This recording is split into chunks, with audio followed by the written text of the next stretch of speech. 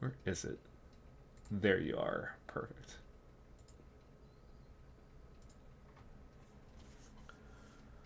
Well, Pinoyas must make the pilgrimage at least once a year. I mean, I should, but I've never been.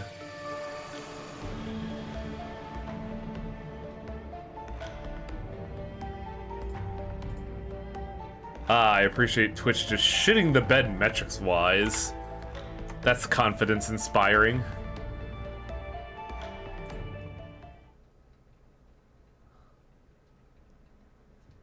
The Queen with 1,000 teeth. Last time we rescued Raymond Black and we infiltrated I always forget the name of the fucking slum this is based on. What is it? Brain work. Come on. Kowloon.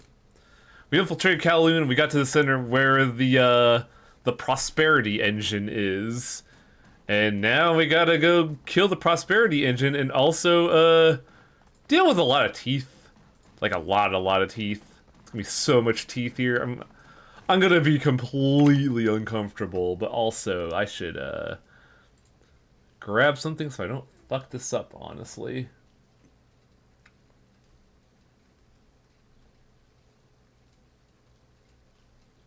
The question is, what guide was I using before? I guess I don't see it. Shit. Oh no, here we go.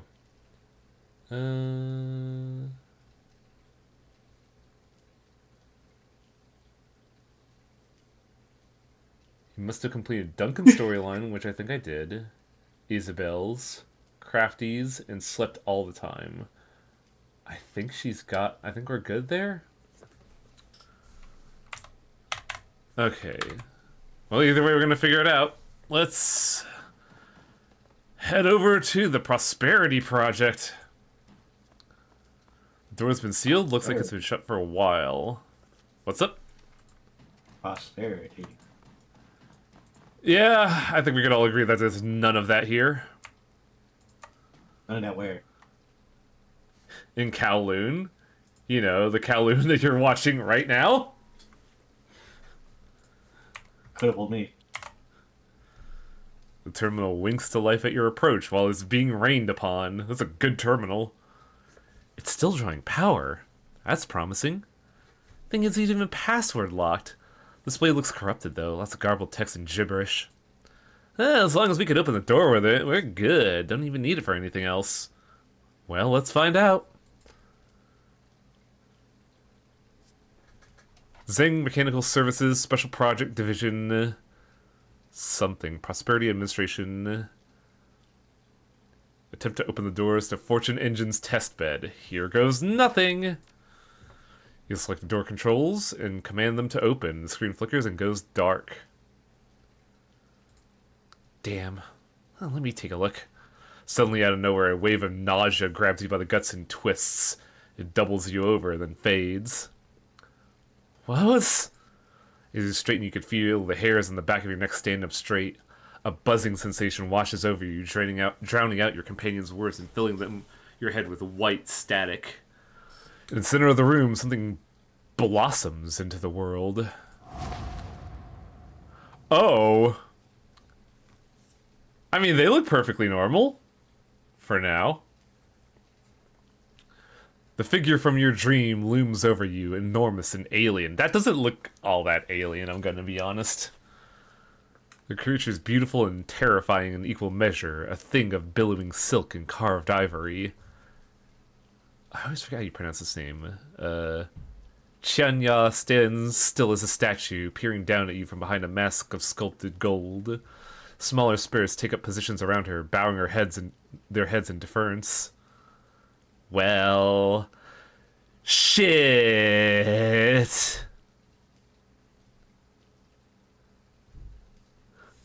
That's a lot bigger than I expected. Slowly, with a broad, languid motion, Chanya's body begins to shift. The crescent-shaped ivory horns that crown her head cut through the light as she moves, casting strange shadows on the wall behind her.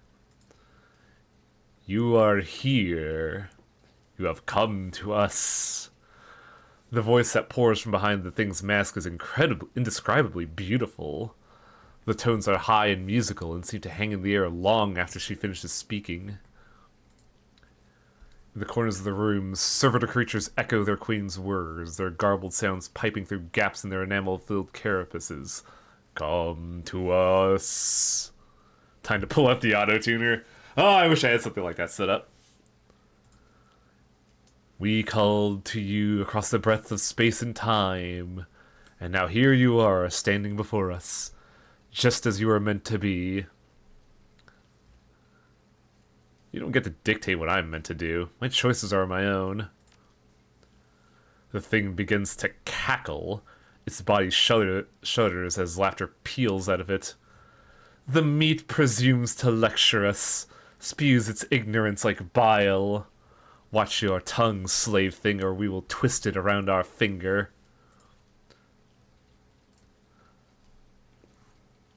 Gum to us, gross. You belong here with us, little puppet, in our court and our larder, now and for all time.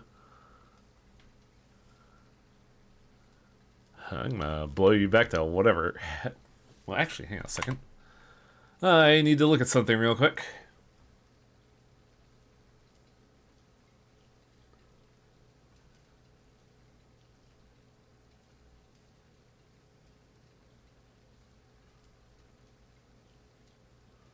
Okay, it's look like it's not now. I'm gonna blow you back to whatever hell you crawled out of. You kill us? Oh, the noises you make. Sweet, foolish sounds. The thing cackles, its throat pulsing rhythmically. The sound catches in your spine like a razor blade. Wow, that's a fucking description. The slave thing thinks it can kill us. It is mistaken. It can't even comprehend us. Chanya's iridescent gown parts as she raises a forearm. Your mind rebels against the alien biology that you see underneath.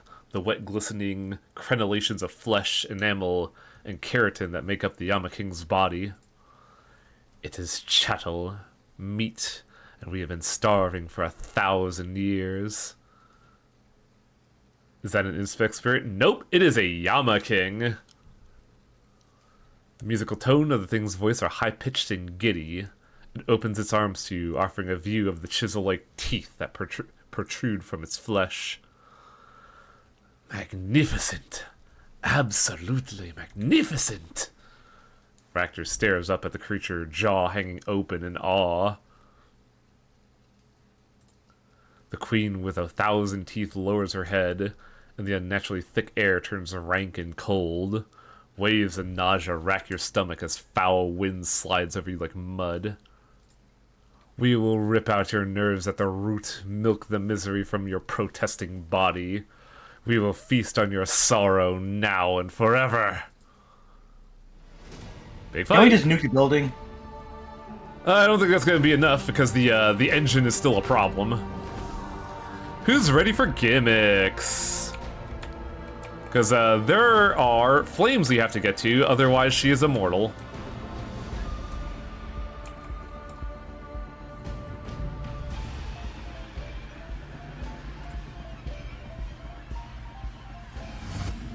Now you see, we should have gone and killed all the dragons, so then we can just let the world be overrun with these creatures. It'll be fine.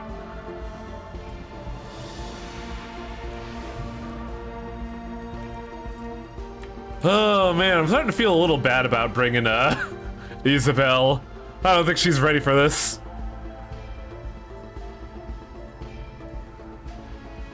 Let's get. Want me to hack into this? They're me. Let's go over here. Let's also get Raptor over here. And control mode. Unfortunately, I can't overclock him. Because we're just, you know, use too much AP.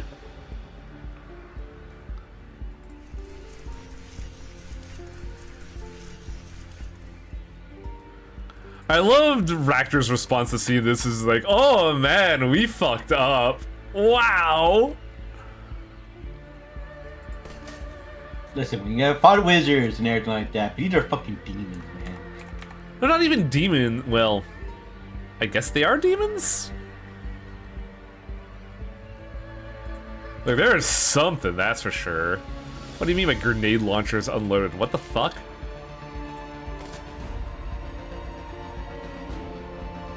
Let's get some efficient killing done, shall we? We'll go, 1? A 1? A 1. And a 2. There we go. Perfect. Oh, Great. she can still shoot us. That's annoying. Oh, that dude had a grenade. Wow, Iz got fucked up.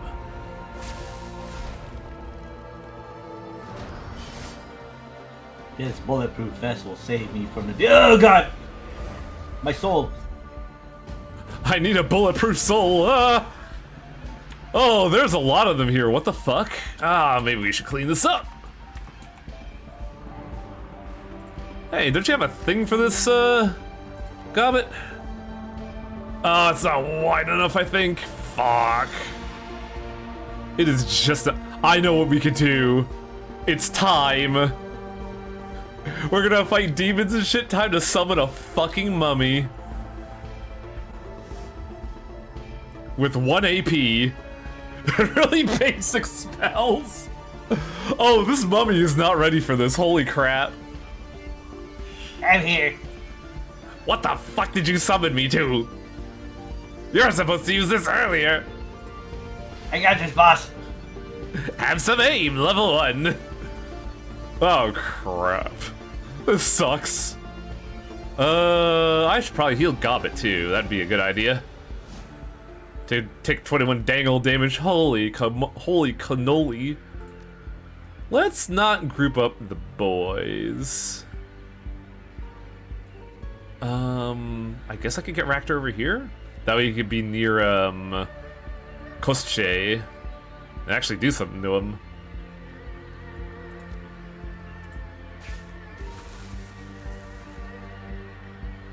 Oh, what am I gonna do, though? There's a lot of dudes here that we probably should really address. You just need to increase your punch rate so you can punch from far away.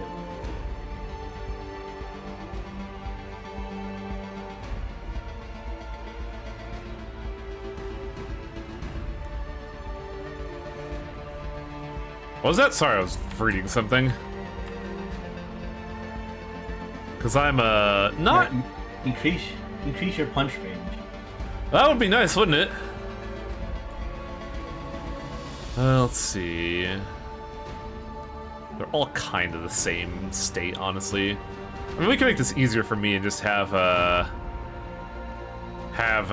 Kostche have a little fun.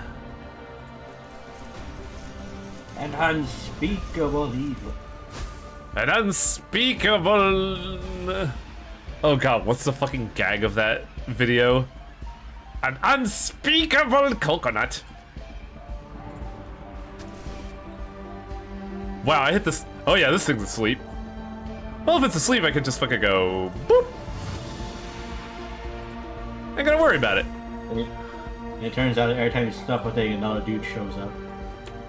Boy howdy, I hope not. It doesn't look like it. Oh, there's a totem here, but Gobbet has to go all the way around the room to get it. Oh, God.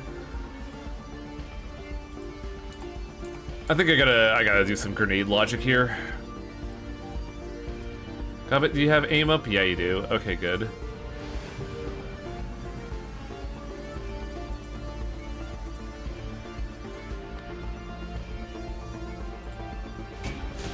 Nice. I think grenade handshakes are the way to go here. Everybody loves AoE. Oh, you have no idea, dude. Vroom. What? That was a 99% chance and you missed?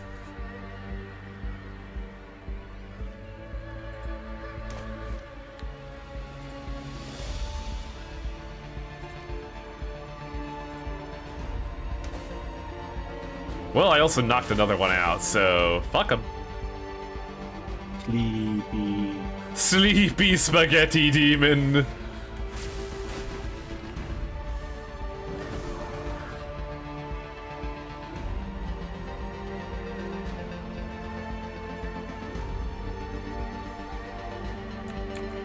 Oh, are they on infinite minions? Is that what's going on here? I can't tell. Yeah, that guy wasn't there. That's a new one. Okay, so I do. So I should absolutely deal with the candles. It sounds like. Yes, can't from Gobble over to that totem. Oh my God, Coast J, what the fuck?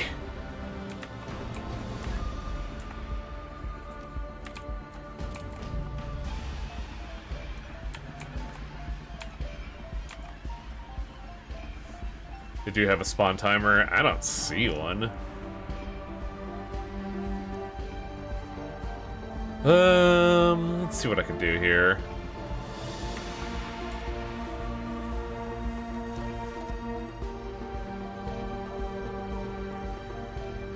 Yeah, I think we gotta get this candle.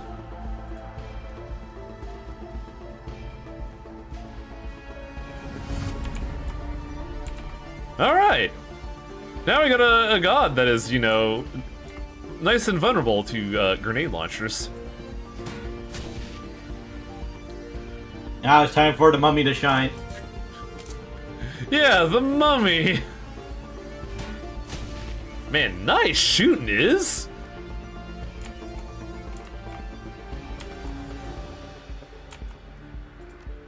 Oh, we could give the money AP, so it could... fucking, I don't know. For a fireball? Wow, that's a big area for a fireball. You got a grenade! Ah! That's not bad. It's pretty good, actually. Go get him, champ. Uh-oh. Oh. I can't believe I lost it quickly.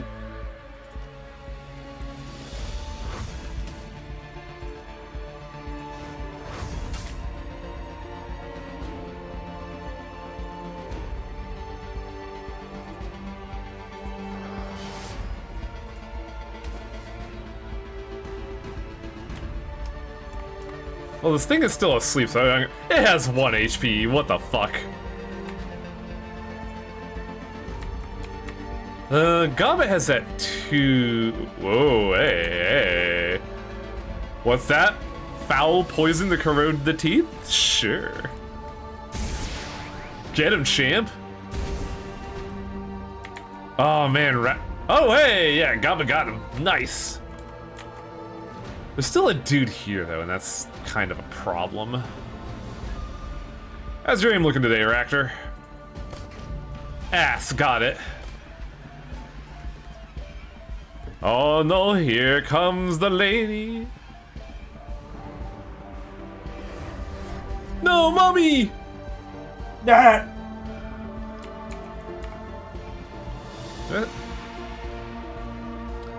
It's weird to see that with all the buffs, they don't tell you how much twin spell you have left, because I kind of need that information right now. I guess I could look at my sprite.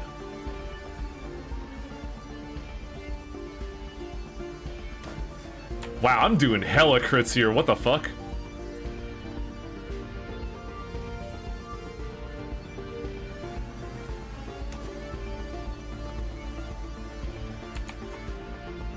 Well, all the minions are gone, barring the one. Kostche, finish your dinner.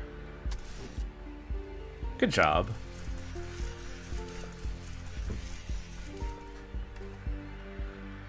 Alright, Mummy's alive. What do you got going for us?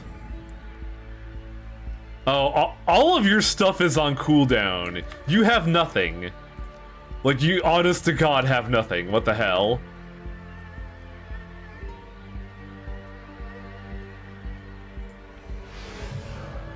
What do I do with you? Oh, I guess you do have something.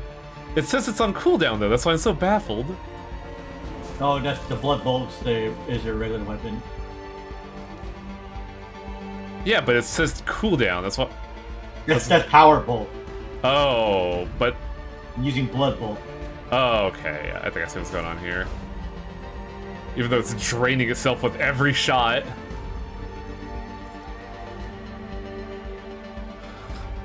What in the world is Gobbet gonna do is the question. Guess I'm just gonna shoot it.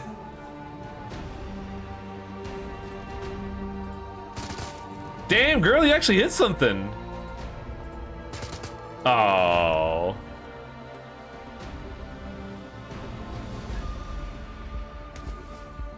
Kind of wild that you could just, like, you know, punch an elder being. An elder being walks up to you and just hits you with an RKO. And Come on, girl. That was an aim shot. There we go. As you watch Chanya's blast-marked and broken body begin to reform, as you watch... Oh, wait. Wow, I'm reading that wrong. As you watch Chanya's blast-marked and broken body begins to reform, her gown knits itself back together, black blood wicking onto the floor. Slowly, terribly, she begins to laugh. You cannot kill us, meat. You have not even seen us. This form is but a shadow, a droplet of divine essence filtered through a keyhole. I think it's telling the truth. That thing over there isn't Chanya, it's just a fragment of something bigger.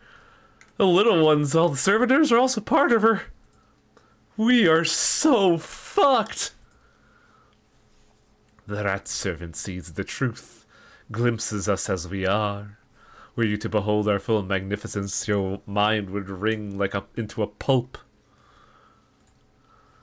You will see, slave thing. We will show you a world not meant for mortal eyes.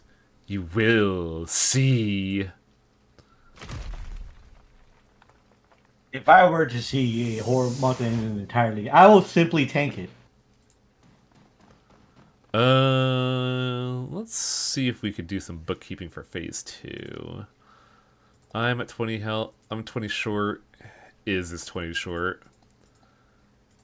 Do we have anything that's just 20 health? Is has one. We could use that.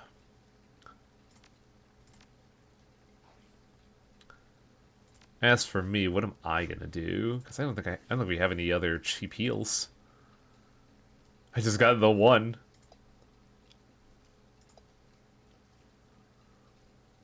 It's a shame we can't use our healing outside of combat. But also I'm pretty sure that's when the wounds staunch.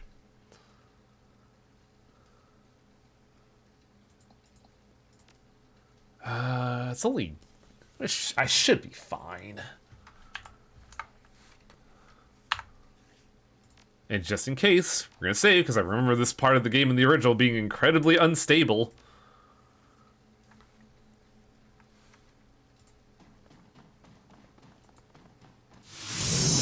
Goodbye, Coast J. Welcome to Meat Mountain, meat. We have 1, 2, 3 minions to chew through. And no place for Gobbet to find cover. Oh boy. Well, here's something. Give combo haste. I gotta say, for an Eldritch Entity... maybe it's my time with Darkest Dungeon, but this seems kinda pedestrian.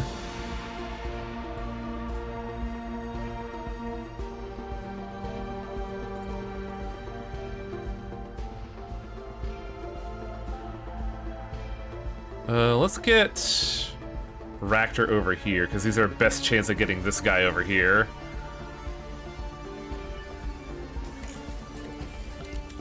Elo did... Which one's Elo?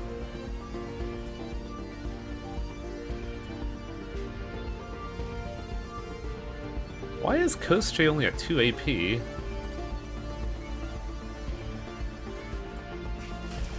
Oh, Look Outside. Yeah. But also Look Outside has more time and... Well, that's hard to say. I think because... Since it came out, let's say, quote-unquote, later, I think it has more of an advantage. Because, like, remember, what we're looking at is 2016. This is before Darkest Dungeon and Look Outside, and a lot of other meat horror. Thing about meat horror, it's just like, it's meat horror, it's meat horror. But one thing I would say is like, the meat is just there. It's like not connected to anything. To me, I think it would be more interesting if the meat was like. It's like it's layered on like a tabletop prop, right? Yeah, but it sounds like at least like the meat's part of a larger creature.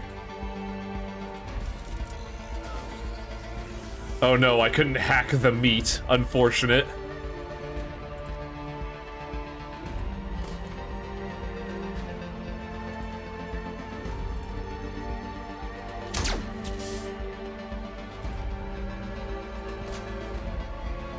Go get him, Coast J! Yeah, that's my boy. And now I have to do some work, otherwise this is gonna be tedious. Killing Hands! Also, that thing had a status effect, bolstering Qianya.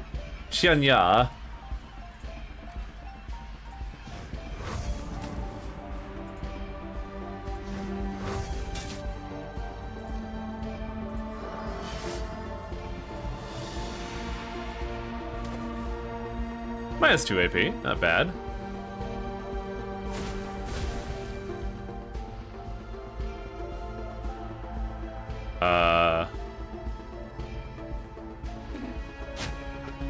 Oh, ow. Oh, my bones.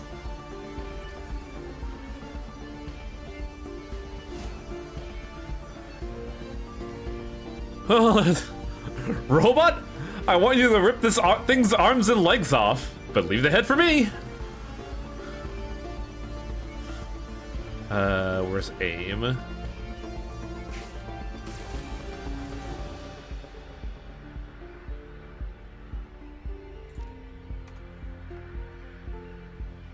Pretty sure that thing did AP damage too because Jolt Await procced. I mean, it's melee.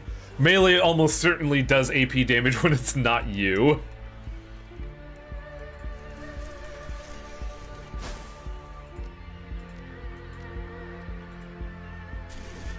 Case in point.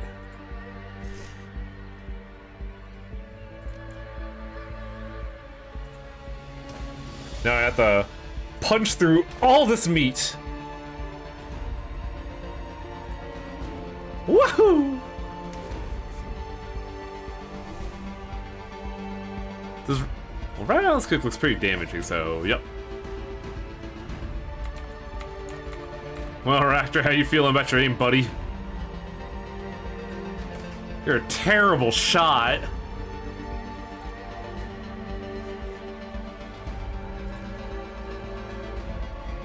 Well, how you feel about hacking today, Gobbit? Can you hack this one? There we go. That's what I like to see. Now shoot it in the face.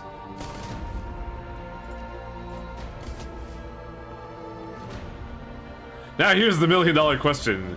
Can Gobbit hit the broadside of a barn?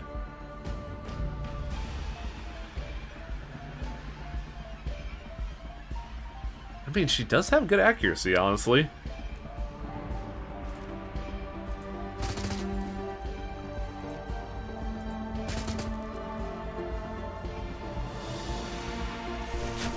Oh no, Coast J!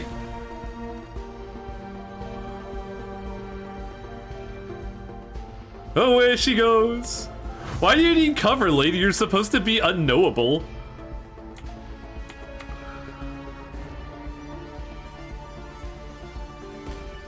Ah, come on, Coast J. There we go.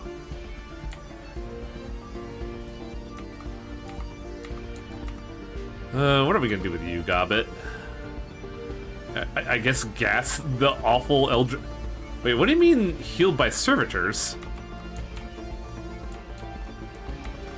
There are no other minions, are there? Weird.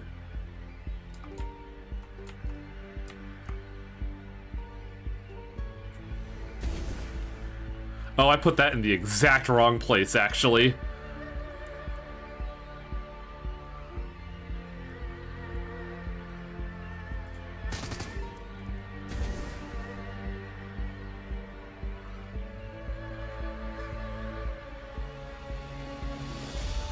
Oh, I gotta waste a turn for this, but fuck it, I don't want to be in that gas.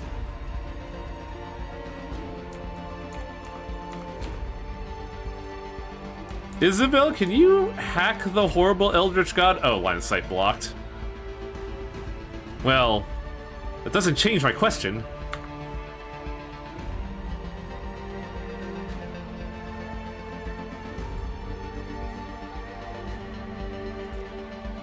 Still line of sight blocked, really.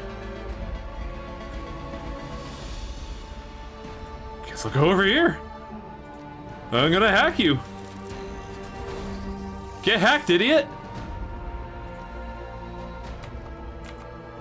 Meanwhile, Ghost Shake can shoot at them just fine.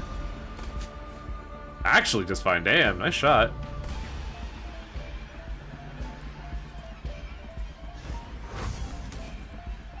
Good crit. Okay, hit. AP damage, baby! Oh, she doesn't take AP damage.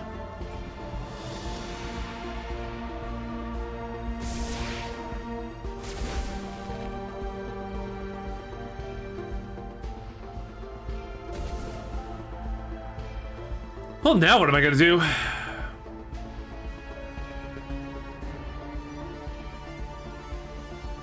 Because all roads lead to suck, honestly. But I think I have to fucking deal with it.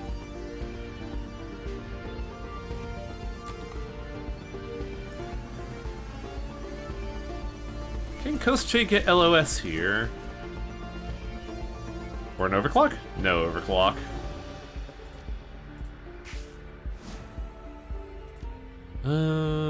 No heal on Gobbet, really? Well, let's cauterize that fucking gum wound. Can't have that going on.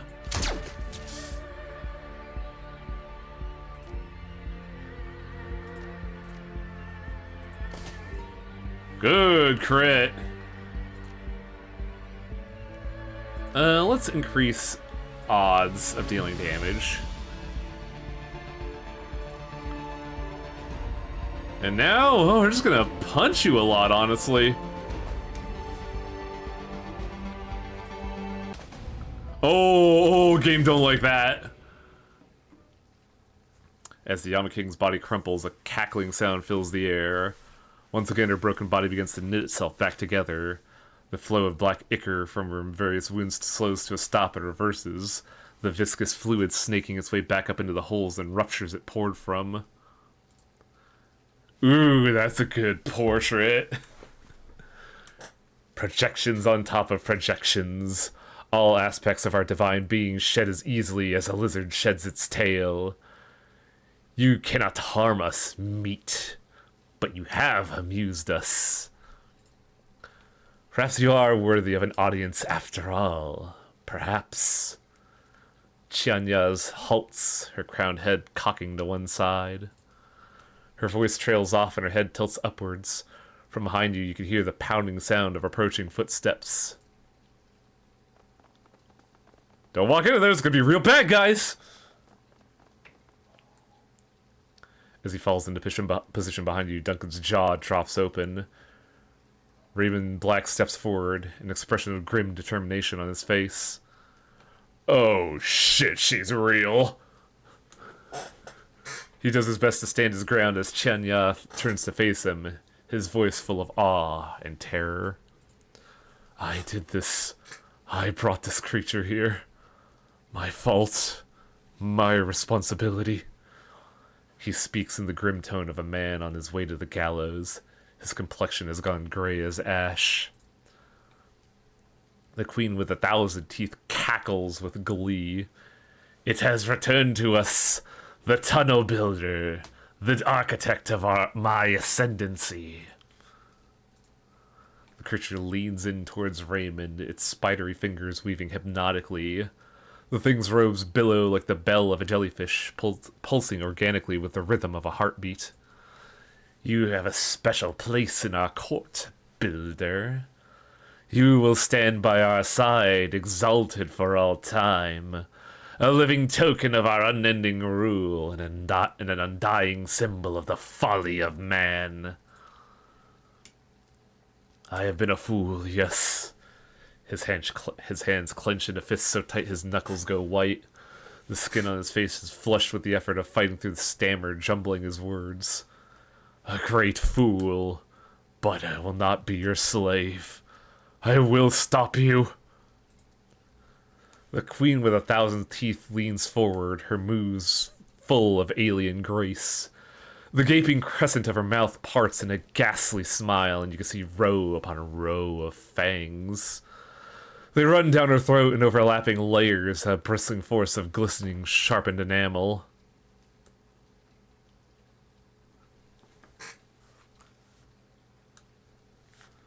I earned an audience with you, Queen.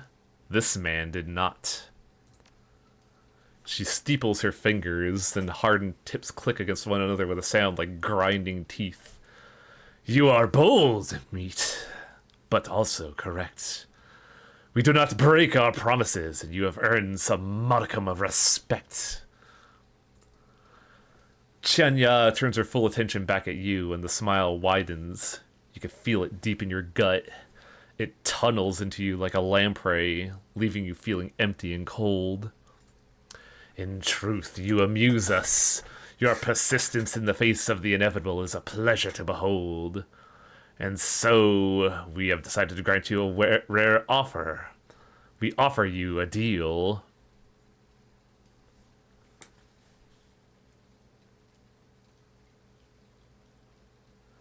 Okay, Divine Hero.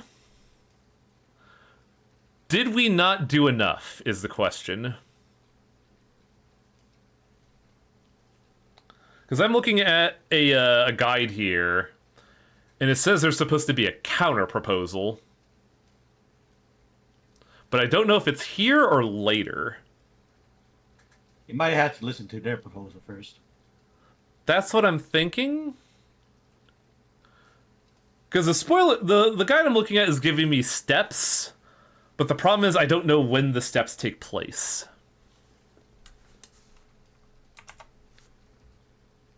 I'm gonna do a little bit of a difficulty tweak here.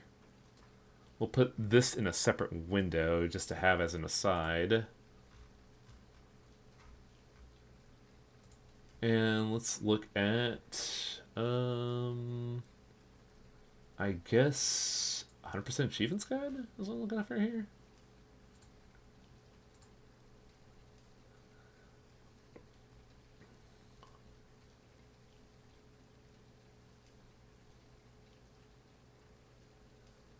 Sleep after every run. Talk to Duncan after every run.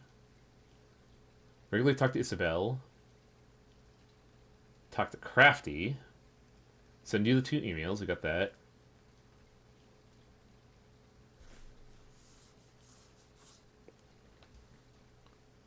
That isn't a guide that gives me anything.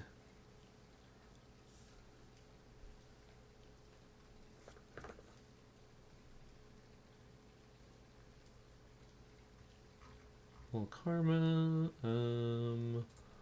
walkthrough, all endings, how to get them.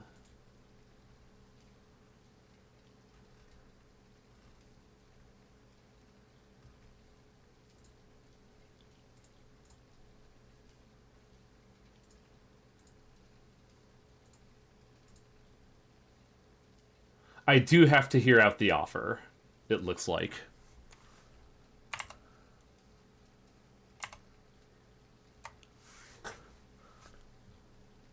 Go on, I'm listening. Our terms are simple. We want you to leave. Leave the shuttle here for their fates. Forget about them. Acknowledge that they are ours and think on them no more. Leave the walled city now and do not return. Accept it as our domain now and forevermore. In exchange, we will grant you 14 years of good fortune. Your every wish fulfilled, your every desire granted. A charmed life from the moment you leave to the day our deal elapses. You can do this? With a wave of the hand. We have swung the waters of fortune since the beginning of time. It's a trivial matter for us to divert them. So, will you take the deal? I have a counter-proposal for you.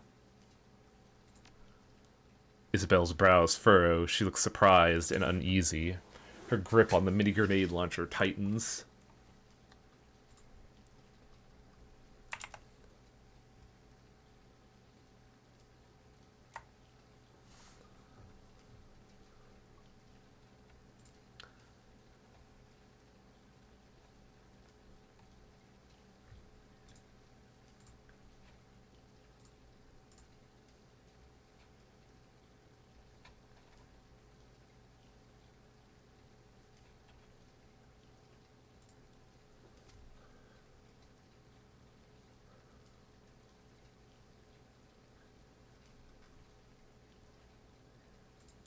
Sorry, I'm reviewing notes here. Yeah, 14 years of good fortune. All your wishes will come true. Oh, really? I wish for you to die. Fuck. You are going to return to the place that you came from, and you're going to close the door behind you.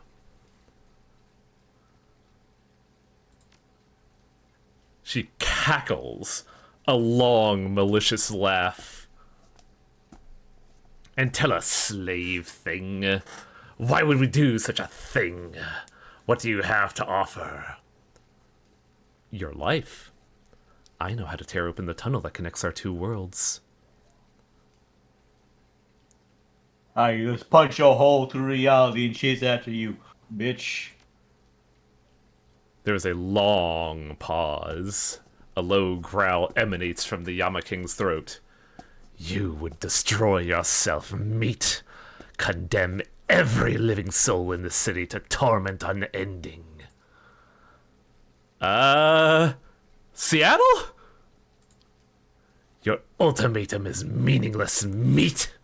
Opening the tunnel would not destroy us. It wouldn't even hurt us. You will take our offer or die. There is no other choice. The Queen with 1,000 teeth tilts her eyeless head, glowering at you. I know that opening the tunnel wouldn't hurt you, Queen, but I know it would let the other kings through. The Yama King doesn't respond. Not audibly, but the miasma that fills the air seems to thicken. It grabs you by the gut and twists. Isabel grinds her teeth. It's got her too. Her eyes flash dagger at you. Why the hell would we want to do that? Because she's been keeping them out. She wants the walled city for herself. And we will have it. This place is ours. Leave now or be destroyed. If it were that easy, you would have done it already.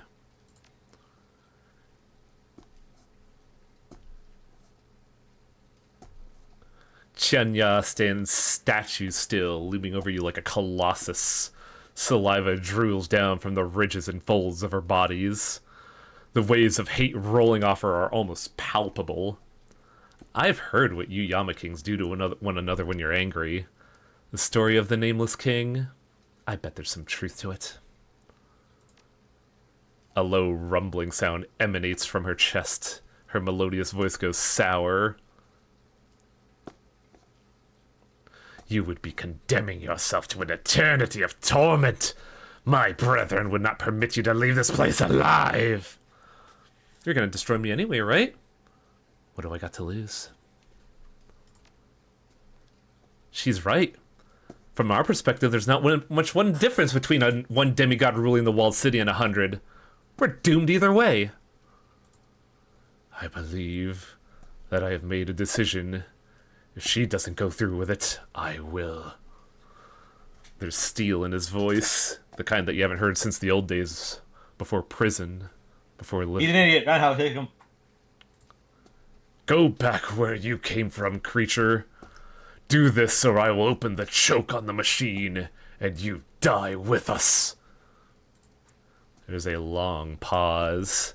Chenya cocks her head, coldly evaluating you. A low rumble escapes from her throat. And what of our court? The slave thing that has already been taken into our service. We must be allowed to keep him.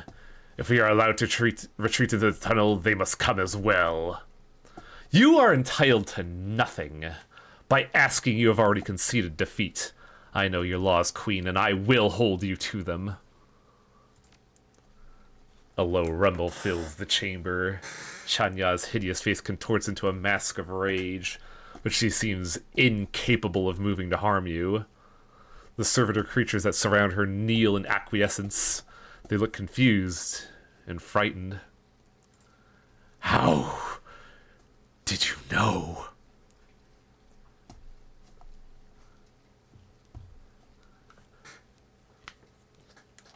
I so want to taunt her, but I don't know if that'll leave us off or not.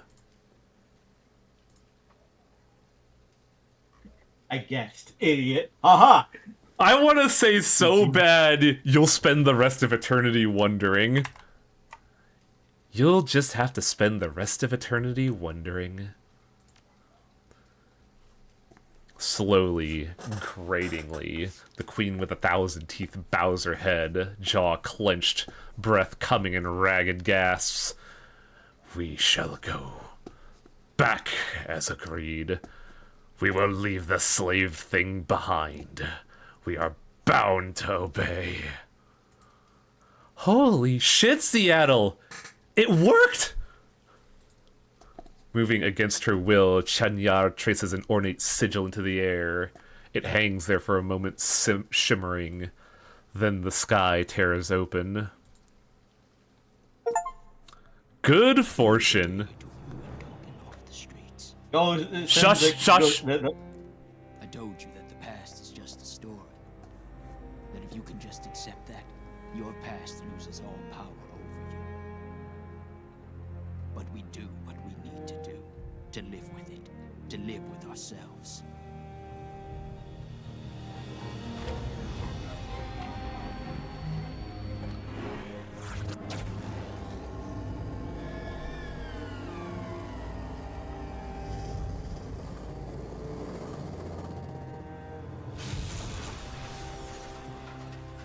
Either way, it's over now. I have you to thank for that.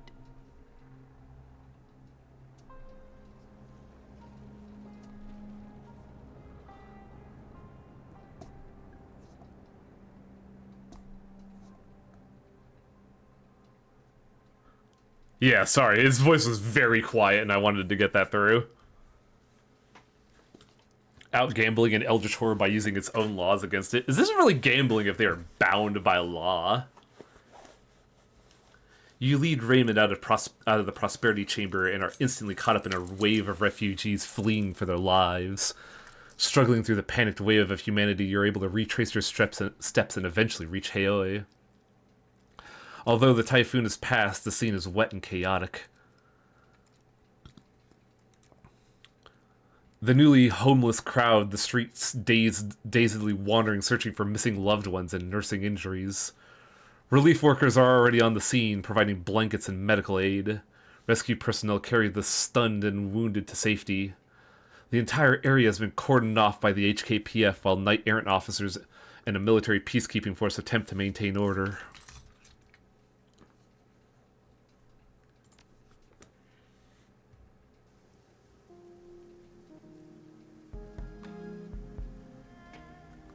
You emerge from Kowloon to bustling clusters of activity.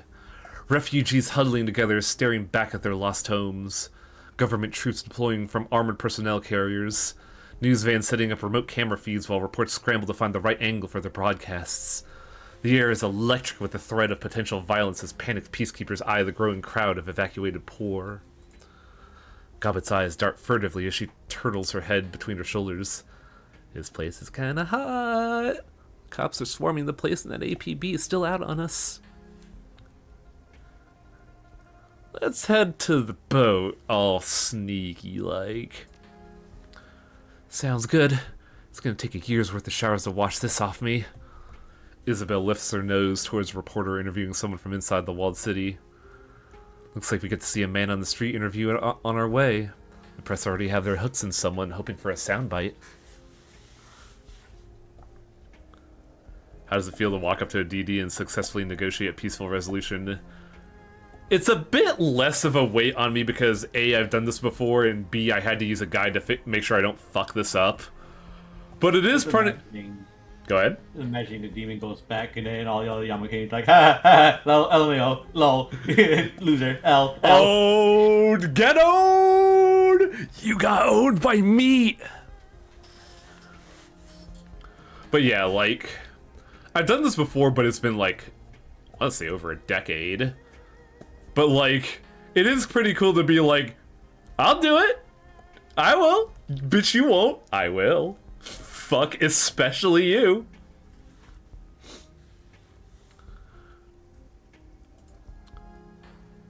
The reporter wears a look of earnest concern like a coat of cheap deodorant. And this is when you started running? Yeah, I was bad in there. Shooting and screaming. I was terrified. And what was the cause of this, sir? Why are people flooding out of the walled city injured and disoriented? It's like everyone's saying, some kind of like, chemical leak? A drug lab exploded or something. Mass hallucinations. The reporter turns to the camera and pretends to check his notes. There you have it, Sonny. Our third report of mass hallucinations and violence caused by an explosion in an illegal drugs lab. And while reports remain sketchy, it appears that street crime is again on the rise. He half turns and sweeps the arm over the scene.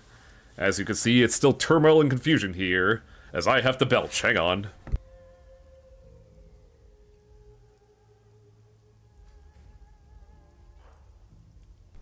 Oh, I'm a great news reporter. It's still turmoil and confusion here as police and executive control peacekeepers respond to the emergency situation, attempting to maintain order. But in all this chaos, it's in the maze of poverty that is Kowloon, we may never know what really happened in there. Back to you in the studio, Sonny. The light on the news camera goes off and the reporter drops his facade. He ignores the bedraggled man and begins packing up his equipment. After a moment, he sees you looking at him and turns for a scowl. What are you looking at? Do you really believe that? No, I don't believe that story. Am I wearing a t-shirt that says, I'm a fool, feed me your line of corporate bullshit? No, but in my experience, the rest of the world is. Everything you see, everything you've been taught, every official you elect, all bought and paid for by the people pulling the strings. Yeah, well, no one's telling me what to think. No eye contact. Of course not, pal. You're different. The reporter finishes packing and stands up straight, brushing the wet glint of the street off his hands. As he does so, his eyes narrow. His gaze moves over your crew, flicking from face to face. Looks like you just came in from inside. So tell me, what'd you really see in there? A mess that Josephine Sang never cleaned up. Oh, why am I not surprised? No one even remembers that she built this hole in the first place. Wouldn't matter. Joe holds this town by the balls. It wouldn't surprise me if she was running some kind of test in the walled city. It's like a little petri dish. Wouldn't surprise me if the whole thing blew up in her face because of low safety standards. They test food additives, body modifications, pharmaceuticals, whatever some junior executive can dream up. Nothing surprises me anymore. What about the truth? The truth isn't my business. Ad revenue is. Do you have any idea how many competitions there is for eyeballs these days?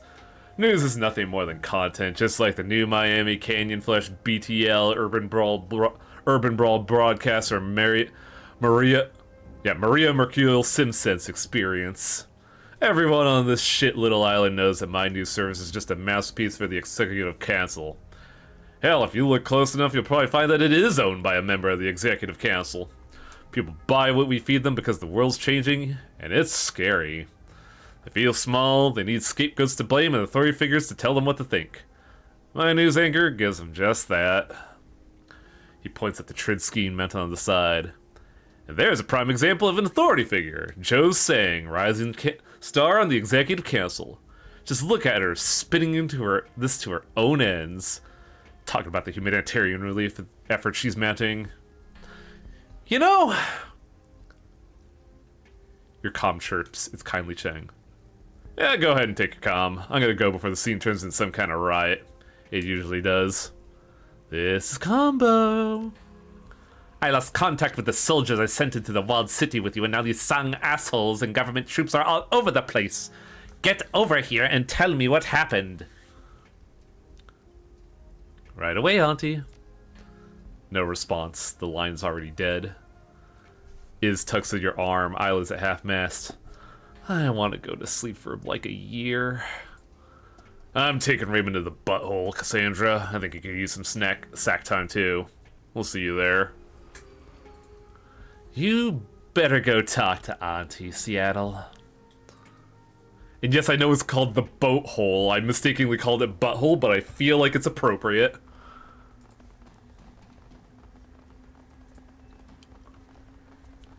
A Tridio monitor displays a live feed from the network newsroom. It is a standard split-screen talking heads back and forth between a perky newscaster and a stately woman of indeterminate old age. The animated label under the old woman reads Executive Council Member Josephine Sang.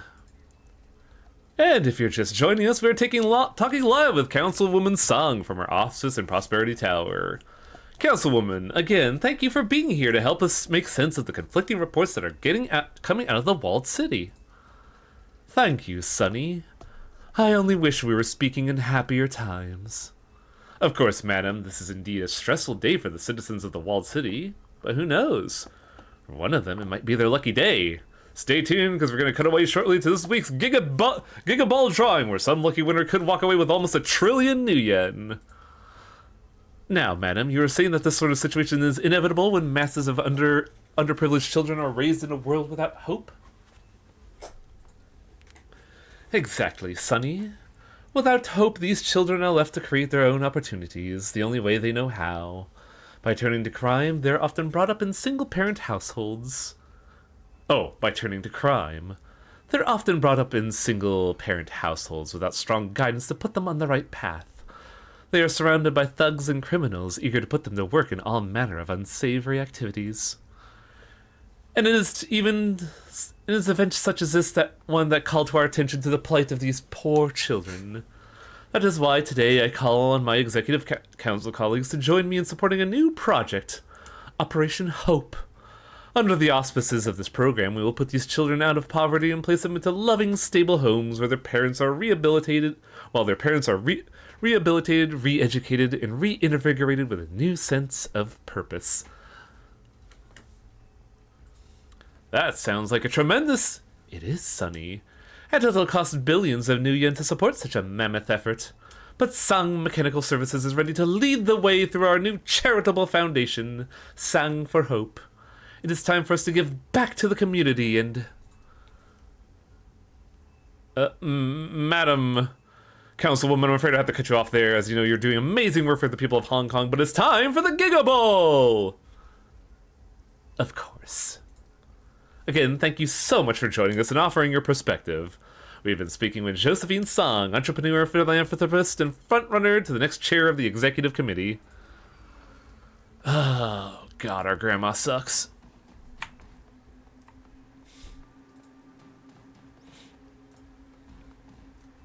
Basic emergency supplies, the low and variety used in impoverished areas.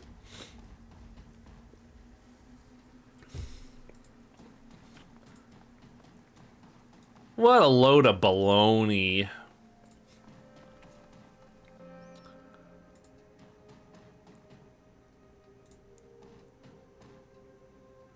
Ambrose looks exhausted. He slouches like a sack of rice in his chair, gray bags under his eyes. Despite his bedraggled appearance, robot arms whiz around the clinic reassembling from its stint as a refugee bunker. Combo. Boy, is it good to see you. That was nuts. You see the news reports? Meth factory cyanide gas spill in Wall City caused mass hysteria. What a crock. I don't know what it was, but it's not that. I can tell you what. Some dodgy, crazy ass shit. Do you really want to know? You know what it was, don't you? Wink. Oh, that's how it is, huh? Well, I'll catch your drift. Tell me about it later. I got something to take care of in the neighborhood. Right now, it's a mess around here. Once the things get settled, come back around again. Drinks are on me, storytelling's on you. I make a habit of knowing nothing about the drifting runners who run through here, but in this case, I bet you got a hell of a tale. Word is you worked off your favorite kindly. Nice work. That's gonna be an all-time speed run. So you're gonna stick around? I don't know yet. Yeah, fair enough. Got your own history, that I know. Well, while you're figuring it out... Ambrose grins widely at you, his living eye twinkling. Sahara Combat League races every Tuesday night. Desert War preseason starts next week, potluck style. I got some wicked homebrew that's also good for cleaning engine parts, but otherwise, it's bring your own beer. Bunch of the smuggler boys come on over. Dashi, Jacques, Fang, a lot of good folks. You know Skippy, Bonesaw, and Wampoa comes over too. Crafty over sometimes, believe it or not. Girl's a sweetheart. Don't be late. Laughing at the pre-show corporate news feed is the best part. See you then. BYOB, huh? Got it. See you then. Shoot straight. Watch your back. I always keep a trauma patch and spare a few mags. If you can avoid it, don't deal with the triads. But don't ever on your mother's soul cut a deal with a dragon.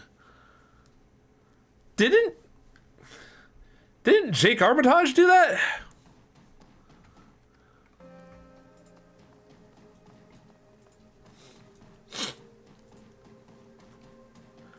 I haven't talked much to the NPCs just because there was so much talking. I didn't want to, like, commit entire fucking streams just to talking to one NPC.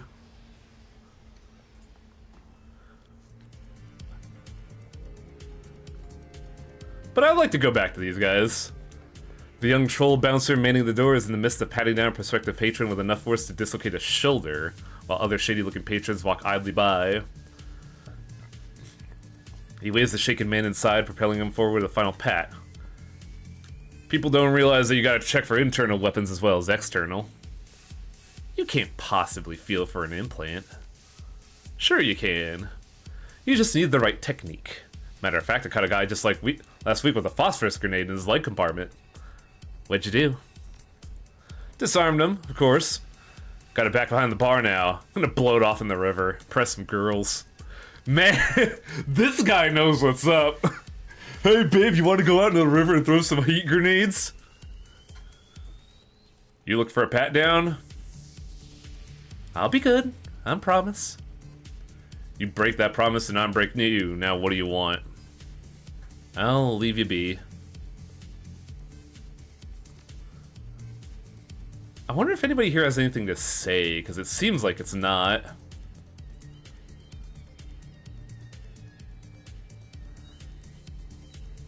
The eldest son appears to be less inebriated than before. Oh yeah, this is just the old dialogue. Evening, Kalum Kafai at your service. We met once before. You tell me a woman that doesn't want to fish with military-grade ordnance and I'll show you a boring date. I wasn't saying it's a bad idea. I'm just saying this dude knows what's up. Have we?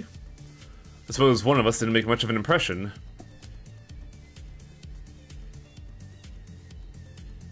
You're certainly making one now. Here's my impression of a stomach drain. Yeah, I don't think these guys have anything particular to say. I don't think we ever interface with them enough. What about my good buddy Spider Shen? I'm sure she has something to mention for this shit show.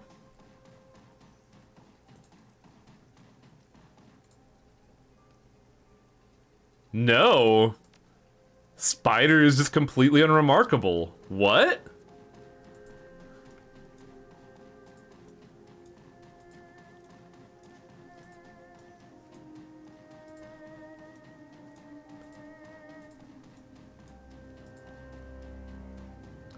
What about Crafty?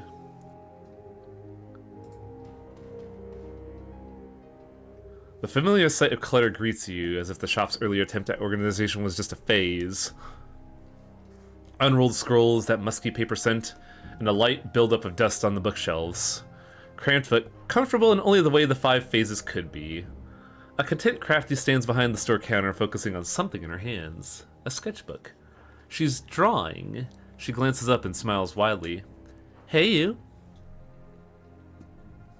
How are things?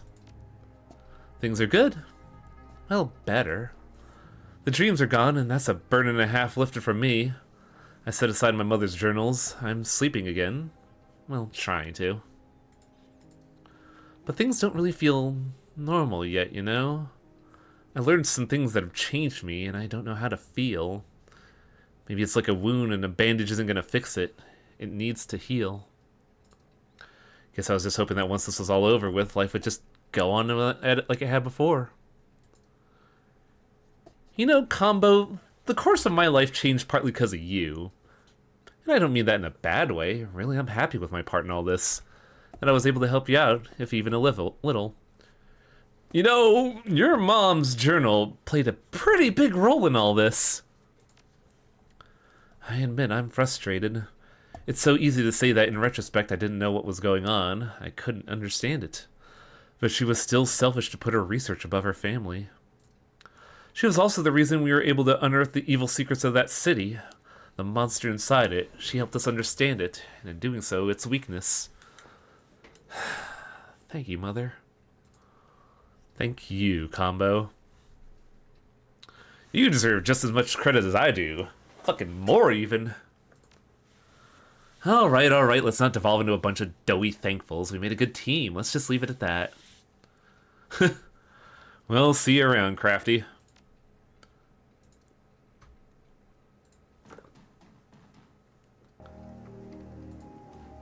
Does anybody else have anything to say, or has my ignorance left me with nothing to show for it?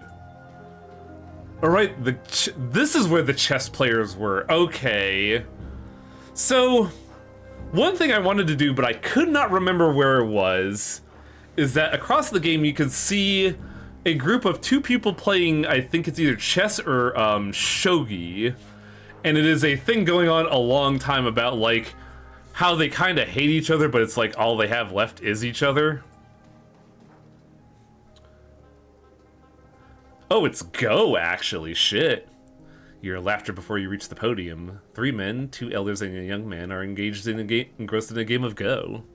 The 2 older men are pitched against each other, a friendly rivalry. They seem relaxed and carefree.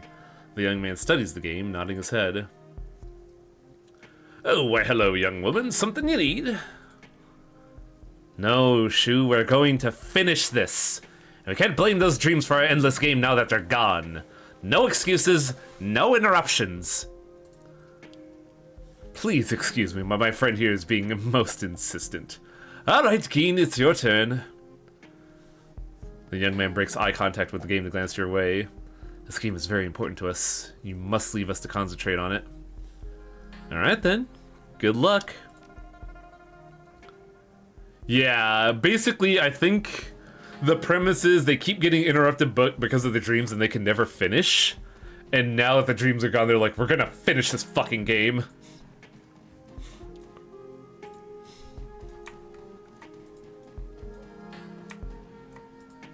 Well, I guess we could report in to Kai and Li Chen and see what's going on. The commotion from the streets of Heioi bleeds into the mahjong parlor. Triad soldiers bustle to keep up with their boss's orders.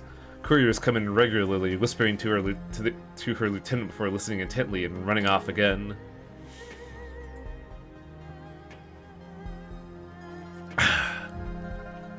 Oh man, you can barely see the fucking text box there. As you enter, kindly Cheng is giving instructions to Strangler Bao, who nods enthusiastically. She looks over you and holds up a hand. Wait. And send Wong and Ho to snatch up some of those medical supplies off the relief trucks. With all the excitement, no one's gonna watch them all. There'll be a big black market for them over the next few weeks. Good thinking, Miss Cheng. Bao lifts a finger to his ears to transmit the orders. When he sees you waiting, he inclines his head with a quarter of an inch. Combo! I figured you were dead. Last I heard, my soldiers found you and everyone heading into the Wild City, then things got out of control. Where are my people? What the hell happened? I don't know. Hey, thanks for the raid, Kitsune. What were you playing? Not sure. I sent you 5 soldiers and they're all dead. What happened? RE5, oh boy. Co-op or solo?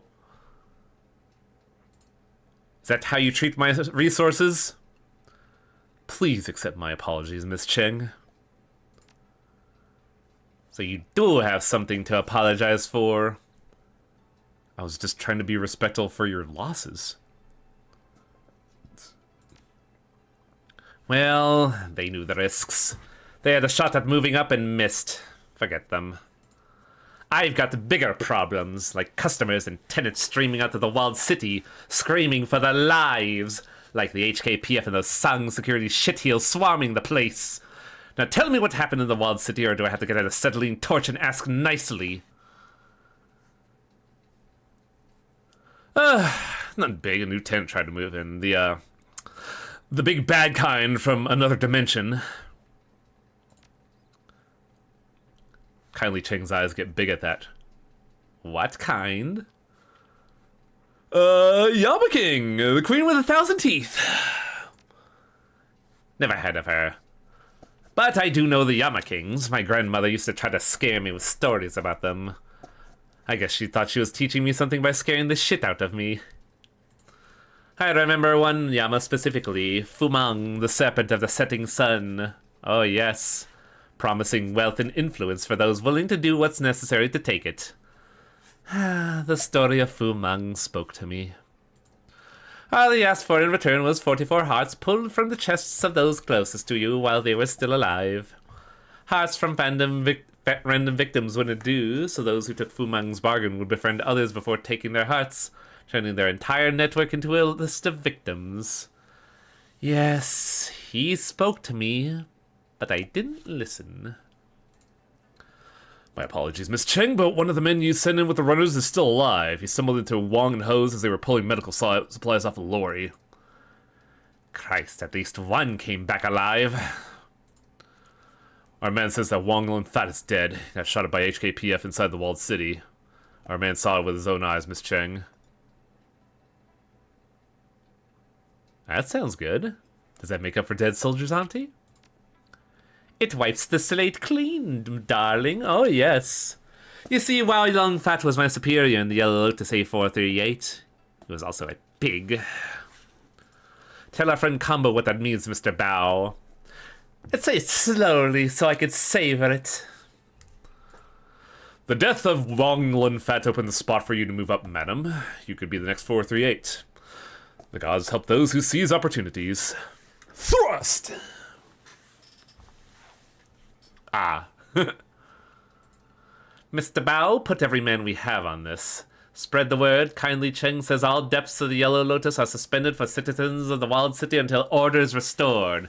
And no interest will compound either. Tell them I have medical supplies too, and there will be no charge. Until the crisis is over. You're a pillar of the community. Don't be so snide, Combo. You don't want to blow my good mood. The citizens of the Wild City need clarity and reassurance, and the Yellow Lotus will provide them for that. Thinking Best Wang wants to play Sleeping Dogs now. Kind of half and half. Problem is, I don't know if it'd run on Windows 11. I may not have brought Josephine Sang down, but I got my career going again. Your career too, Mr. Bao. You'll be my new straw sandal. Good partners support one another. You have proven that, Miss Cheng. This calls for a drink. The soon-to-be 438 pours 2 shots and the stink of kerosene stabs your nose like a switchblade. She hands the glass to Bao, touches it with her own, and holds it there. Your loyalty and clear-headedness have proven immense value, Mr. Bao. You are an effective ally, and I wish you great health and good fortune. Looks like you two are moving up in the world. Yes, yes, and it appears your fortune is changing too, Combo. Remember, you have a mysterious benefactor, one who lifted the APB on you. Any idea who it might be? I don't have a clue. And I must admit, that bothers me. And it must be someone powerful. I can't imagine it was Josephine Sang. What would be her motivation? It must have got to be someone else. Yeah, well, it's not like I made a lot... of friends as we hit the town. I'll tap my network and find out what I can. But that's for later. I'm missing an entire piece of your story, darling. What happened at Prosperity Tower? Did you rescue Raymond Black? Does his mother wipe his memory? It was a hell of a fight, but we beat Sang security. Got Raymond before she could finish. Impressive. You have become quite the Shadowrunner, Combo. When you were in Prosperity Tower, did you find anything incriminating on Josephine Sang? Something I could use? Sorry, Auntie. It was just too hot. All this bullshit and I didn't get anything? Fine. No sense crying over that. I have business I need to do. I need to focus on bringing order back to the Walled City and prestige to the Yellow Lotus. That'll cement me in my new position. Now, before I get back to business, I must know, how did you go from rescuing Raymond Black to the Walled City vomiting people? Raymond built a machine in the Walled City, and it accidentally summoned a big bad thing. That's when everyone ran.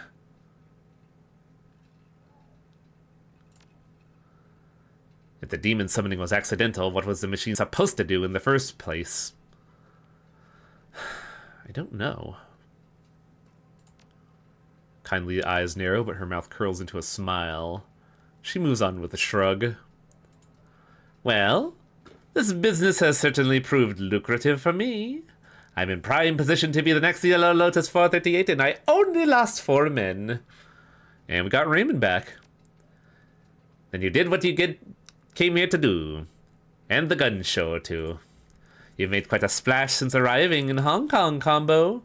Many Shadowrunners completed in a very short time. The reports from our clients are glowing. Mostly. You could add closing a door, and it even got us to the list. We made a bit of a difference. Perhaps for some, for a while. Listen to me, my sweet. When I was a girl, there had never been a pandemic like Vitas, but in 2010 it happened. We had never seen death like that. When did we stopped getting called Seattle? I think Seattle is specifically a thing for Gobbet. A quarter of the world's population disappeared. It was miserable, pushing us to our limits. But we moved on. And then the spike babies started appearing, and the dwarf babies. And then suddenly there were dragons, goblinization, and magic.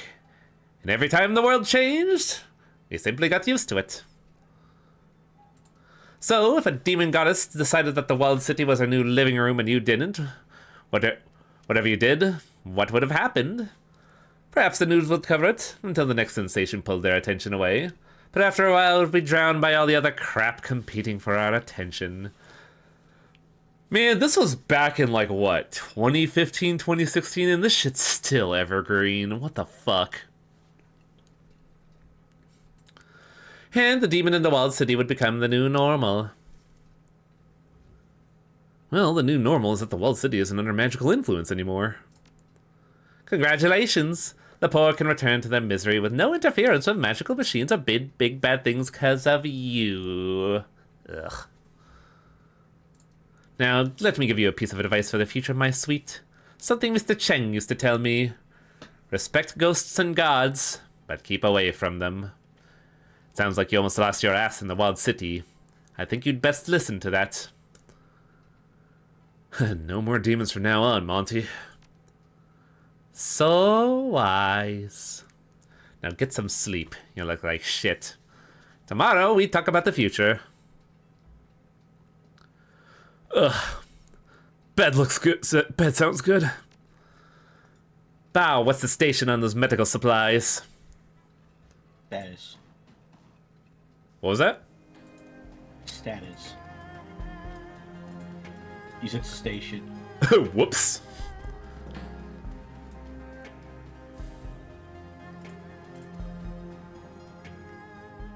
And there's the team. The scene of the bolt hole is quiet, save for the sound of eating. Raymond and your crew are crowded around Goblet's electric hot plate. Your cast iron pot simmers on top, and they hold bowls of soup in their hands. You recognize the smell. Chicken-style soya broth, elbow macaroni, tinned ham, and a heaping scoop of egg-flavored microprotein. Raymond eats heartily. It may be the first meal he had in days. Thought I said no team meetings without me. We made an executive decision. We were hungry. Figured we'd hang for a while. Besides, no one could sleep anyway. She means me. I'm too fucked up to sleep. Try not to think about Raymond. They're just keeping me company, feeding me and pretending not to be tired. Taking a bit.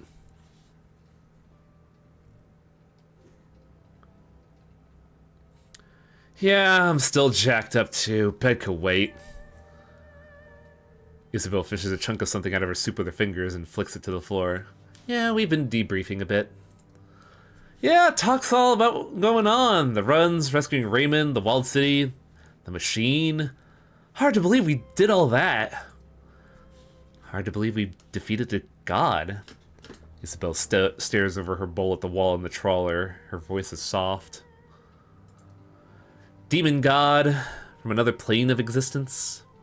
Gobbet stirs her soup with her finger. Hard to believe that Josephine Sung is going to remain untarnished by this whole thing. The little Decker's face hardens. 20 years of misery and suffering for thousands. Tens of thousands. Hundreds, maybe. That's the way it is. That's the way the world works. The powerful play their little game, and the little people pay the price. She'll see justice today, someday. She has to. Duncan stares into his soup, squinting in concentration. But one thing doesn't add up for me. Why was Josephine Sang so intent on shutting us down? Why wouldn't she be? You saw what she's responsible for. No, think about it. The HKPF snipers, the PFM, all the resources she poured into capturing Raymond and hunting us down. I mean, she's already covered her tracks with that illegal drug lab explosion, right? So why not just let Ray do his thing and cover it up afterwards? Doesn't add up. I believe I have an answer.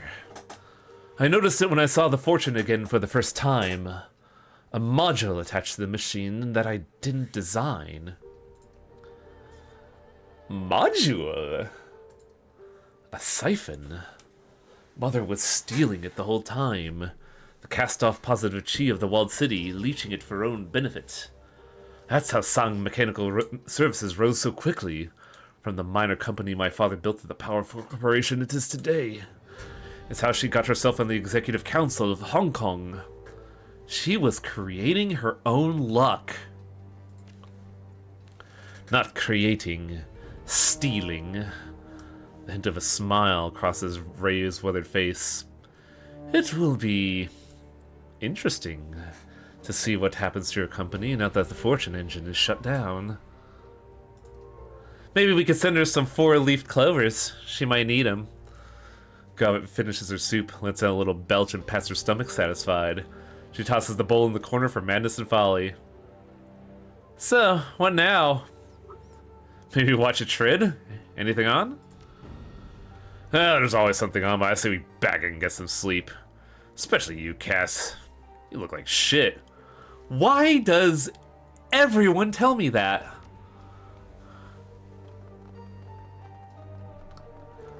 And we could catch up with everybody. But I have to see what the internet says. I gotta catch up on my shit posts. Thread Stormwake. Breaking news report attached. In Usagi's ways comes relief and rebuilding. Today, Hong Kongers begin to assess the damage of Typhoon Usagi. We already know that we were lucky.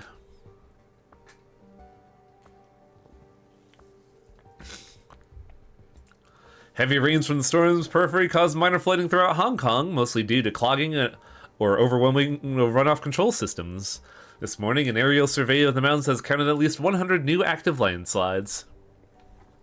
The Victoria Harbour pump array successfully maintained harbour level near normal despite very heavy runoff. At peak pump operation, the Energy Authority instituted mandatory blackouts in 60% of the zone, presenting the most severe test of the pump system in years. Almost no wind damage was reported thanks to moderate winds. 7 corporate citizens' fatalities have been reported. Relief operations are underway to assess the impact of unregistered population. Total unregistered deaths are forecast in less than 10,000. The Wuxing Environmental Office has issued a citizens' advisory warning all ordinary persons to avoid contact with storm-driven mud due to high levels of toxic runoff. Wow, my jaw is sore. Holy shit. I'm gonna open a window real quick.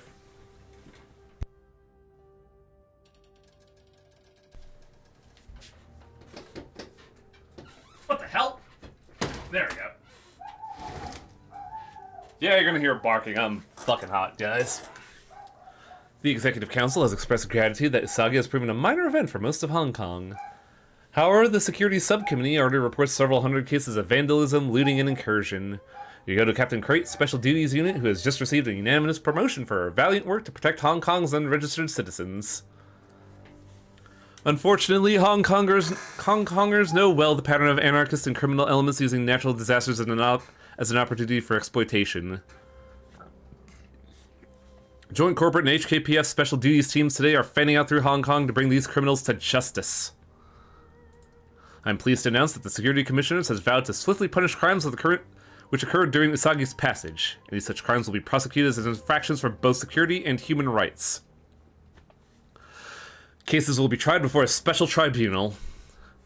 Beyond the Free Enterprise Zone, extreme winds and major flooding are reported along the sectors of the coast where Usagi centered across the shore.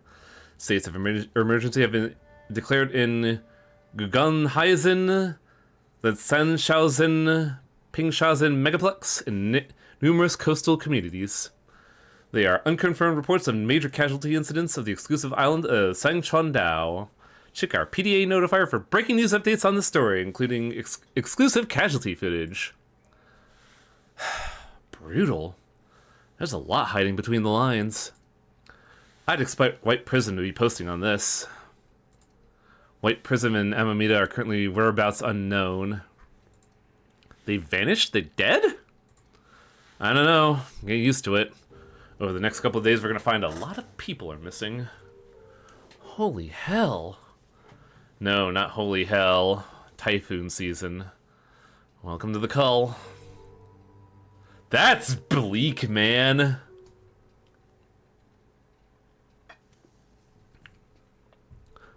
Like, just local forums going fucking dark for days on end because of typhoon season, and just to hear, yeah, like 20 people are just MIA now. Fucking sucks, unfortunately. Chlorine gas spill in the WC. Check this headline. Meth factory accident during typhoon kills thousands. For real? That stuff's terrifying. Check this news out. An accident at an illegal crystal methamphetamine factory in a walled city's slums sickened or killed thousands of people during the passage of Typhoon Usagi.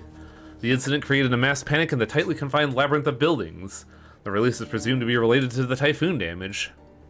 The hydrogen chloride gas, which was released from an industrial-scale super lab, which was being operated by the so-called Yellow Lotus organized crime syndicate.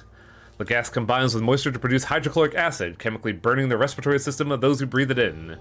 Death is typically by asphyxiation.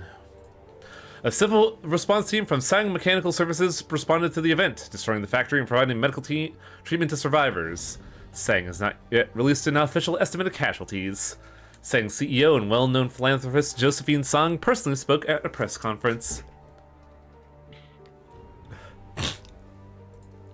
As long as we allow socio-economic conditions to persist that trap millions of people in poverty, these events will continue to occur. The desperate choose paths of social and environmental crime because they have little practical choice. It is our duty as Hong Kongers to ultimately forge a better future for all our residents. We are extraordinarily lucky that this incident turned out as well as it did. First on our analysis panel, we go to our economic analyst, Jonathan Cho. Dr. Cho is trapped at home by storm damage and joins us by audio only. Dr. Cho, are you there, and are your family alright? Yes, thank you, we're fine, although let me tell you, our gardeners will have our work cut out for them. Dr. Cho, getting down to business, what are your assessments of this announcement by Song? This is typical Josephine Song antics. She's spending resources and risking the lives of a response team trying to help the very people who shelter and patronize this kind of drug protection. This week it'll be a methamphetamine lab, next week it'll be a BTL factory solvent spill. The week after, more riots. When do we say enough is enough? Miss Sang should be exercising her fiduciary responsibilities to her shareholders, not hang-wringing over people who won't help themselves. Wow, that's a... I hate that financial analyst.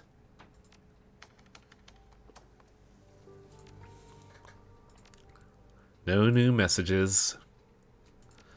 Well, let's catch up with the crew.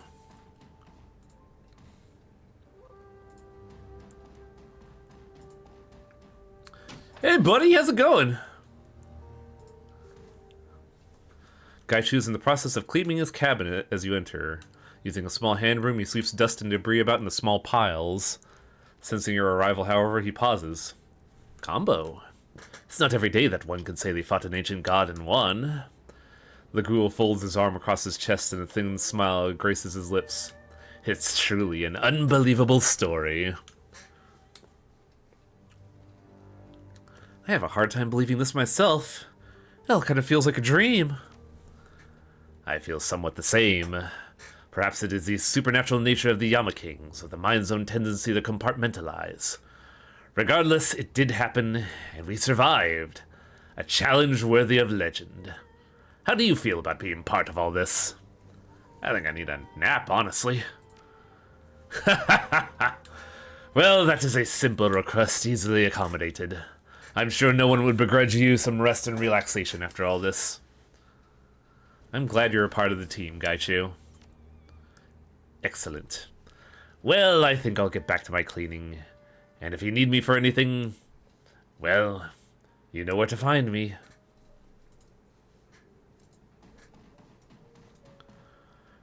Well, Ractor, how do you feel about all that?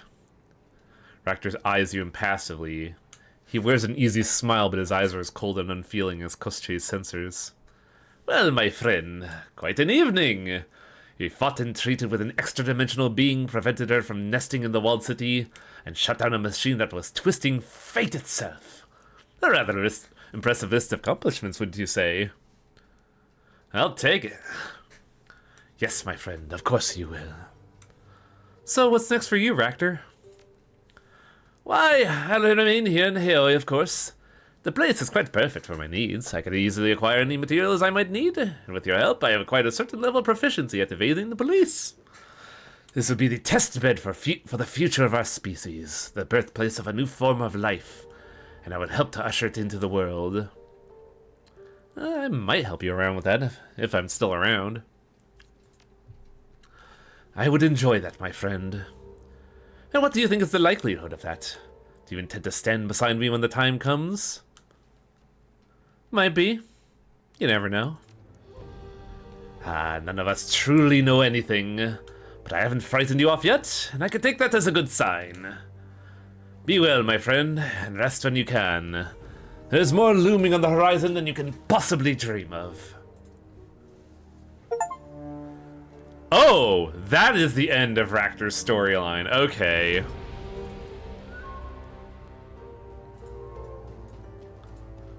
So the end is basically the post-mission scenes.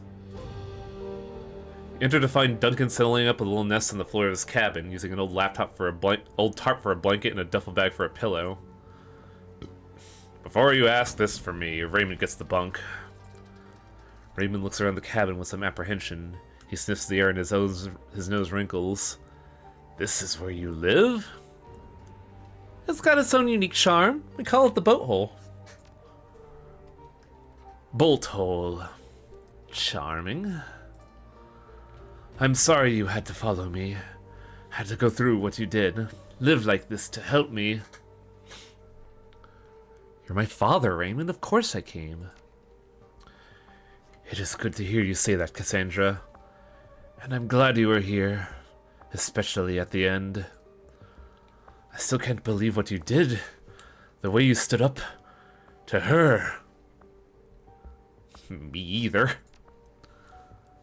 The old man's eyes crinkle, offering you something new. Respect. But you did it. And you were very clever. Even after all that has happened, I still find it hard to believe that Mother did those things. What exactly was she doing to your brain, Raymond? We know she was altering your memories. One memory. Just one. She was going to make me believe that my fortune engine never worked. That my theory was wrong, and that was why she canceled prosperity. It was the smallest, simplest change she could think of. The most believable. What did happen to your memories of living in Seattle, then? Would it have wiped out our entire history together? It's too complicated. I would still go to Seattle and run away, but it would be because of a loss of face at having failed in front of my subordinates instead of... He lets the line of thought drift. Lucky thing for us that you did come to Seattle. Well, maybe not for Cassandra here. She had a harder road than me. So I understand. Duncan tells me that you were in prison for a long time. I had no idea. Yeah, I was locked down hard. No communication with the outside world. That would explain a great deal. I misjudged you for many years. I was wrong. Did that really just happen? Did Ray say he was wrong? Yeah, first time for everything. First time for anything. It would appear that we both have gaps in what we know about the other's past. I would like to take the time to fill them all in. For years I worked to help you develop a strong sense of self-identity. Wanted to know who you were, live a genuine life. Perhaps because I was living the lie. Now that you are much older, having been through so much, I must ask, who are you? Do you know? I am still Cassandra Harding. On the inside, anyway. And part of me is still Edward Song on the inside. Okay, Ray, you need to rest. Tomorrow I'll take you to see a guy named Ambrose. He might be able to help you with that stutter. Then maybe we'll get some dim sum together like we used to. The three of us. I'd like that. Dim sum sounds good. Let's see how I feel tomorrow. Goblet's suit does not agree with me. Raymond sits down on Duncan's bunk and closes his eyes. A moment later, he begins snoring softly. I don't know what to think about him anymore, Cassandra. I don't know what to think about any of this. So what's next for you, Duncan? I mean, after the dim sum. Oh, hell, I don't know. It's too late to think. Probably just gonna do what I've been doing since we arrived here. Just follow your lead. I'll get the hell out of here. I got a date with a duffel bag. I like how it sounds so mundane, but it is probably the best ending you could get with Duncan. Him saying, like, man, I don't know anymore. Like, I'm just gonna follow you for now, but, like, get the fuck out of my room. I need sleep.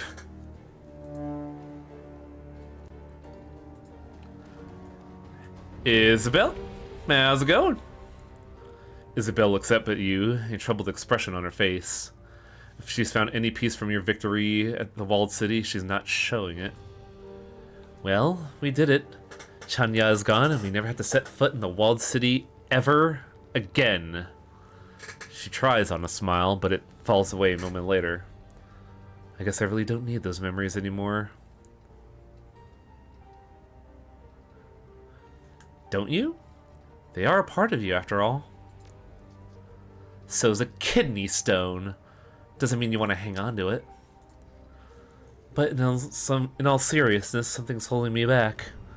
These memories are like torture, but deleting them doesn't feel right, and I don't know why.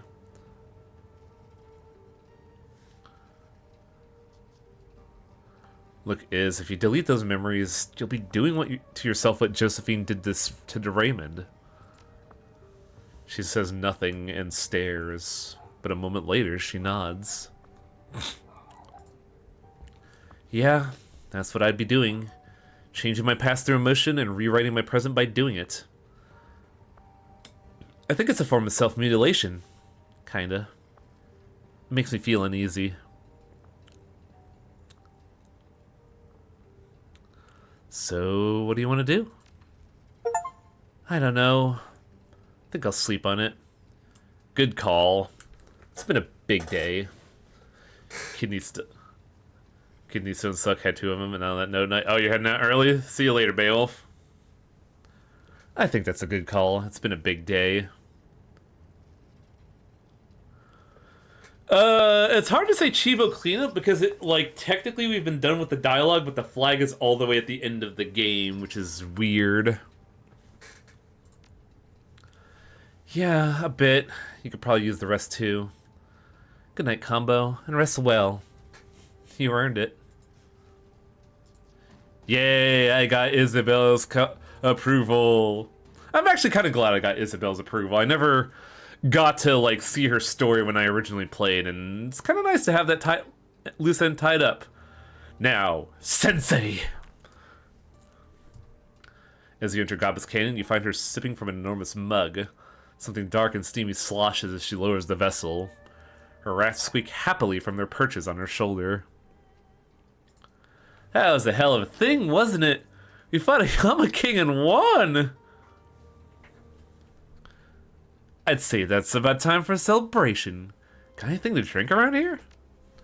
Sure do, but if you think I'm breaking out tonight, you're crazy. I'm exhausted, Seattle. Don't think I could keep my eyes open for much longer.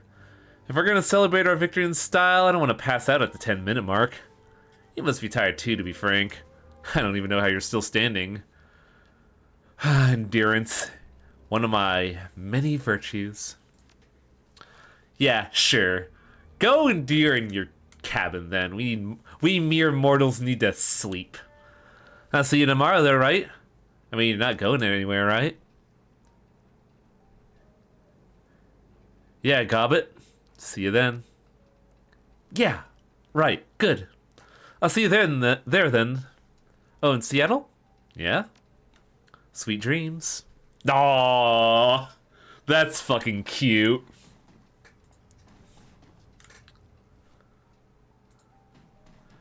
And there it is, the source of fucking stress and frustration for the better part of a month in Hong Kong.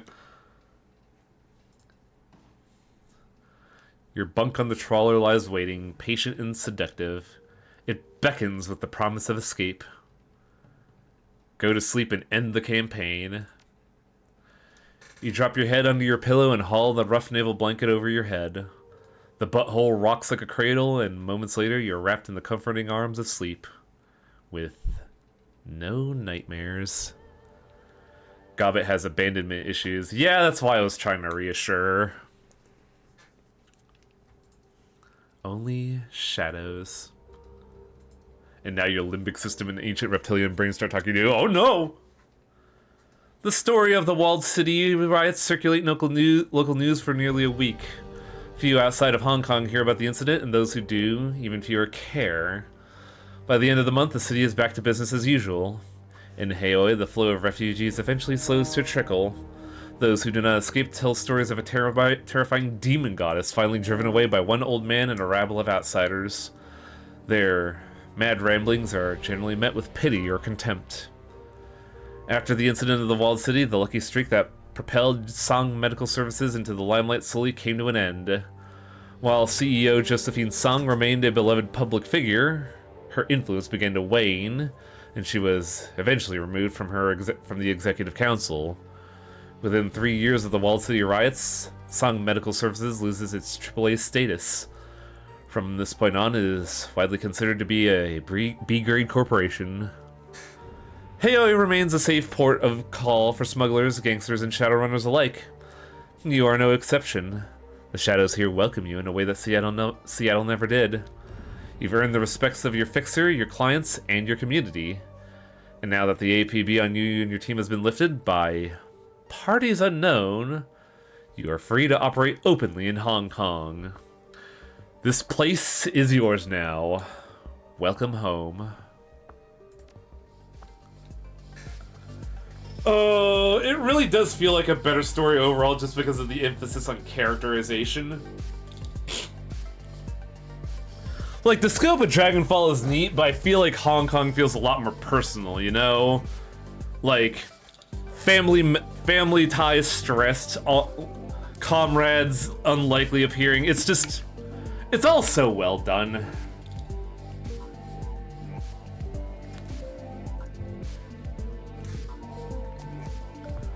But yeah, Shadowrun Hong Kong, really good. Kind of a nail biter too, because they really give you no signs you're doing the right thing until you actually do it.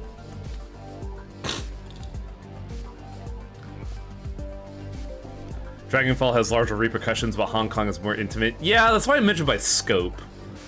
Like, Dragonfall is the fate of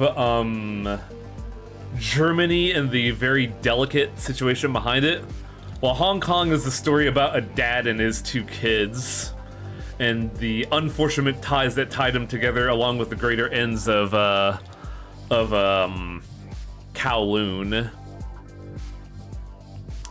The very nature of it being family-oriented versus, you know, just some runner you know makes it feel a lot more interesting. And God, the characters are all just good. Even, like, having a hot-headed cop brother is like a really good contrast to being a Shadowrunner. Dragons tend to have the scope shift in Shadowrun stories. Don't include dragons where personal and focused dragons actively come in, and suddenly you don't really get to zoom into the focus, so to speak. Yeah, it's kind of unfortunate that dragons always seem to, like, steal the show. Like, I think that was the one thing of the ending of Dragonfall that I wasn't a fan of, was the fact that we get scoped by another dragon for dragon stuff. Like, there's a lot of potential for other things. Like, this is a really good, like, case study for anything other than dragons. Like, I really like the fact that the Yama Kings are just like, oh, we're gonna cause some problems, bitch. Also, like, literal Satan in Dragonfall was an interesting, like, choice. But yeah. Well, that's the end of the main campaign. There is the bonus content. Requires import of a final save gained from the main campaign. Did I actually import it properly is the question? Because, like, I don't know if it's considered a, It should. Set in the weeks following the events of the main campaign, Shadows of Hong Kong will give you and your team the opportunity to turn the tables on the corporate police that once hunted you. Through layers of corporate greed and urban strife, you contend with dangerous enemies, uncover a deadly conspiracy, and cement your reputation as a prime runner, assuming you survive, of course.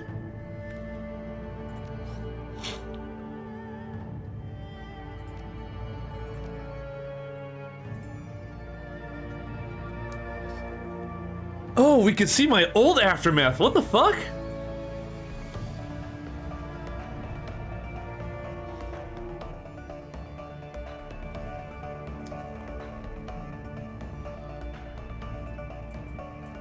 Oh, I didn't get the true end originally. What? Oh, shit.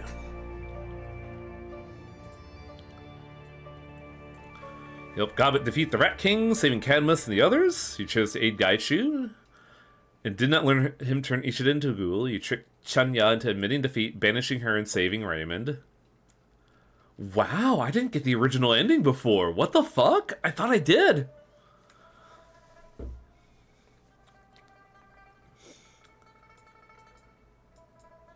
Why is there like a huge gap after Isabel at DECCON?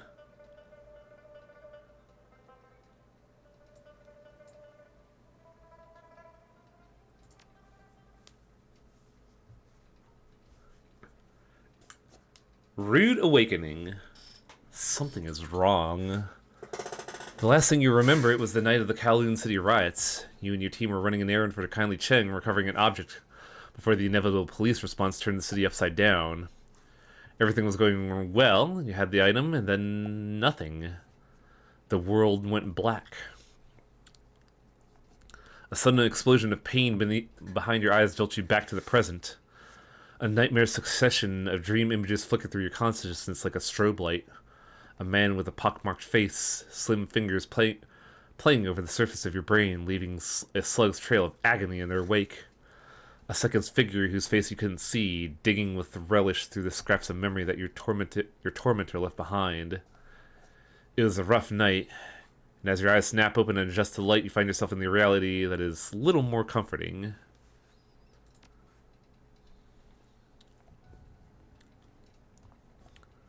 A single bulb hangs from a corrugated steel roof. The dim light that casts it is barely enough to illuminate the table in front of you.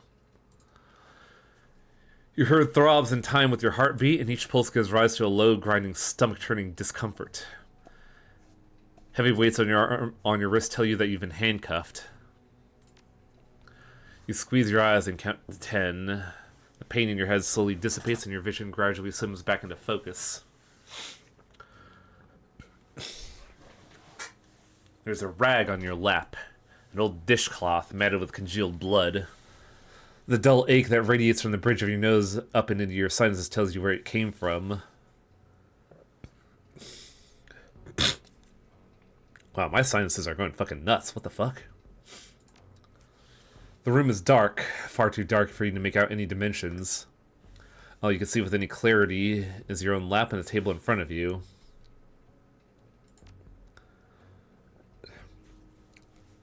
Squinting, you try to focus on the heavy objects in the distance. A searing jolt of pain is your only reward. With the pain comes a dream image branded into your memory with crystal clarity. The first of your tormentors, the man with the pockmarked face. For a few torturous seconds, the images swim through your head, wriggling like an eel. Then as suddenly as it came, the pain disappears, fading away until it's swallowed by the relentless ache that throbs beneath your temples. In the distance, you can hear the pop hiss of a pneumatic door unlatching and sliding open. An enormous figure steps into the room, and the doors slide shut behind him.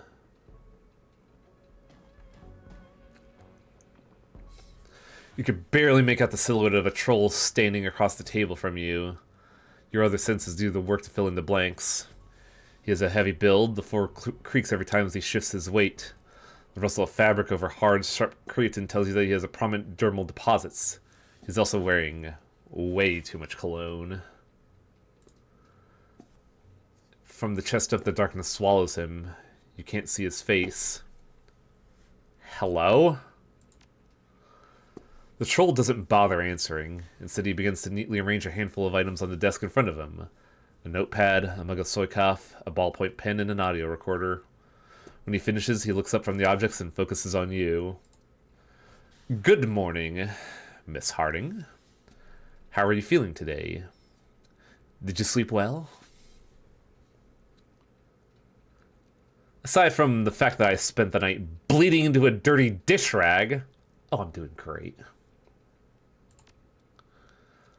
Oh, poor baby.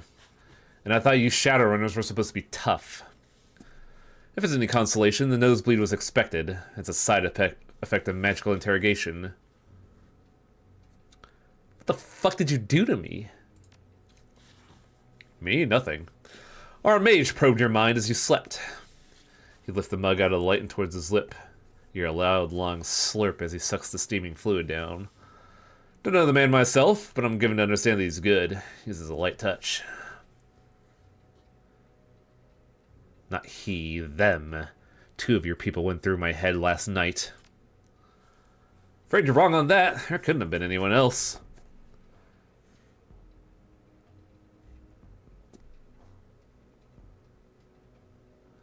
Your pal with the skin condition didn't mess up my nose, it was the other one, the second mage. Couldn't see a face. Must have been in your imagination. Happens sometimes. The brain invents details to try and make sense of what's happening. Give it a few days and the confusion should fade away. You'll see. Somehow, I don't find your argument very convincing. We don't even have two mages on site combo. There's no way you'd get scanned twice. But hey, believe what you want. Don't let it distract you, though. We've got work to do. Now let's get to it, shall we? Run me through what happened last night. What's the point of the mind probe if you're going to interrogate me anyway? Magic is great for pulling facts out of a person's memory. It's not so good at contextualizing them. What we got from you is a jumble of disorganized information. It'll take a lot of guesswork on our part to place those facts together to a coherent narrative. You cooperate with us, tell us the story as you remember it, and you can spare us some of that work. That'll do you good in the long term. If you lie to me, though, well, just don't. I'll know it. Now, if you please, tell me what happened last night. Start at the beginning and take me through up until the moment we picked you up. Not until I know what happened to the rest of my team. We got them. They're fine. You can see them after you told us what we want to know.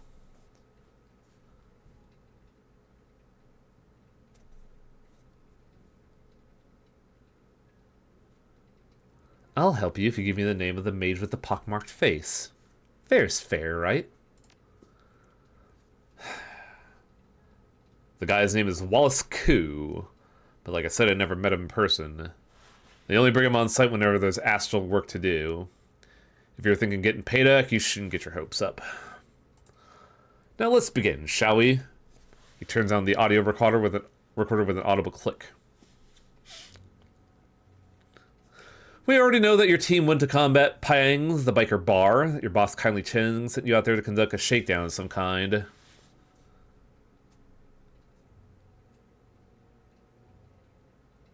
Pang stole from the wrong person. He's lucky that kindly didn't have him skinned alive. Yes, your boss has quite the reputation. Not the sort of person a low-level gang leader should steal from. Speaking of which... says here you were after a Jade Kong from the Langzhou period, dated back 3000 BC? Sounds about right. And again, it wouldn't have been there if Pang hadn't stolen it. Not the smartest of moves on Pang's part. There aren't a lot of fences that can move a thing like that. We have it locked up for safekeeping, by the way. It's in good hands with us. Now you said we later. It was you and...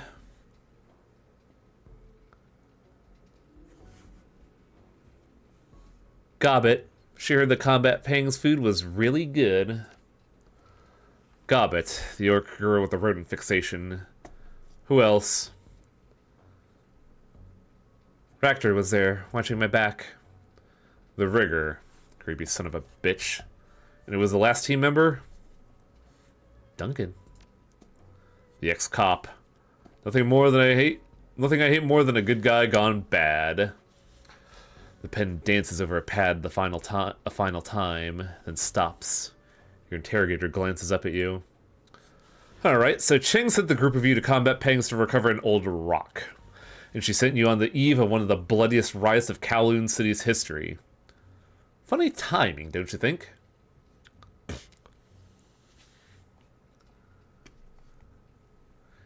Eddie Pang stole from Cheng? We're being paid to make him regret that decision, right or no?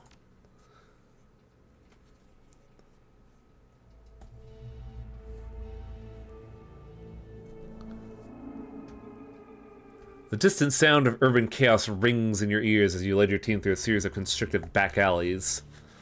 It was hot out, sweltering, and the humidity left your body drenched. A bad night for a riot, but it made for good cover.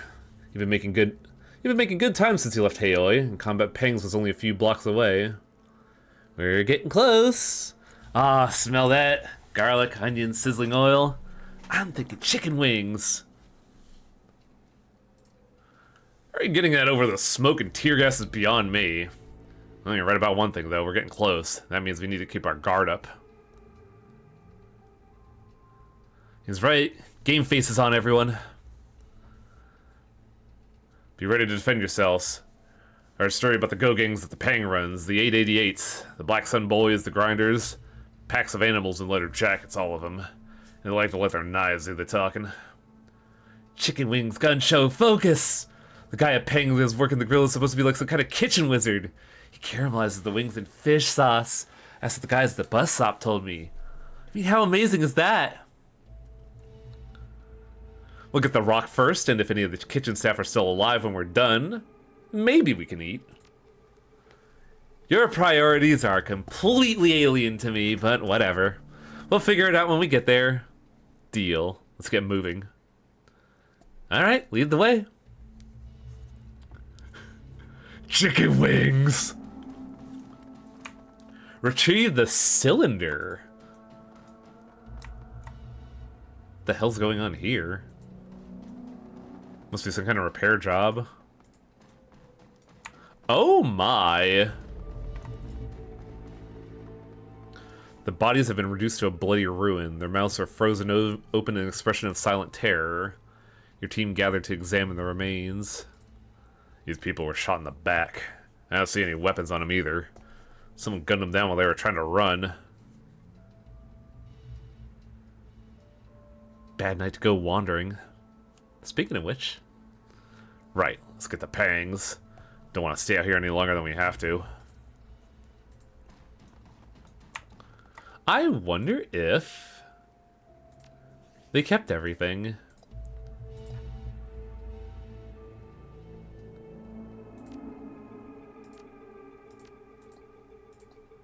Oh, they sure did. Hell yeah.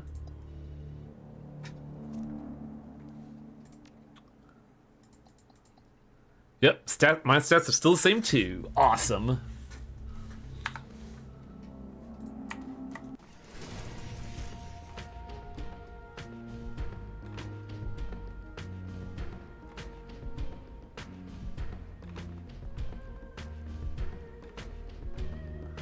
Oh.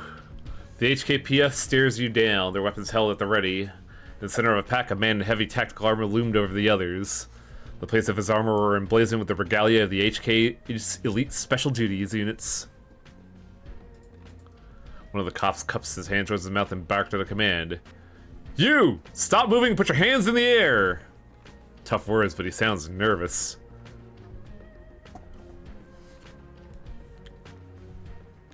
Look, guys, I don't know if you got the memo, but the APB on me went away.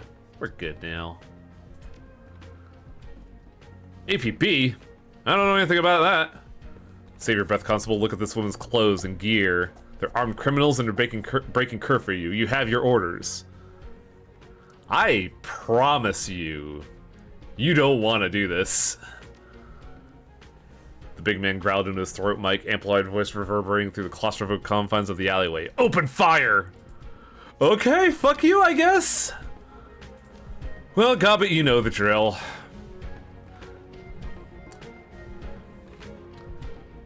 Gotta deliver some knuckle sandwiches tonight, apparently.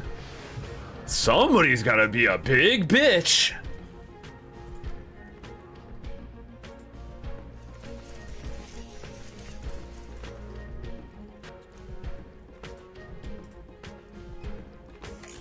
I was trying to be civil.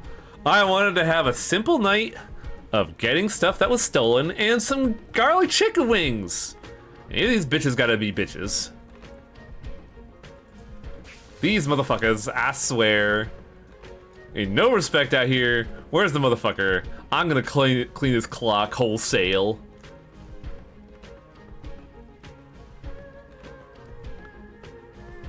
Do do do do do do do do. Hey, how do you feel about laser guns?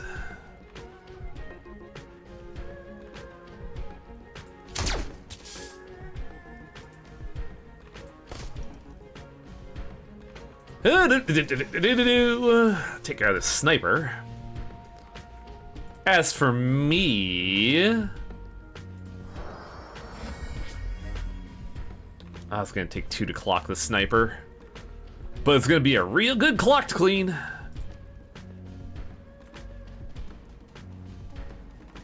What's up?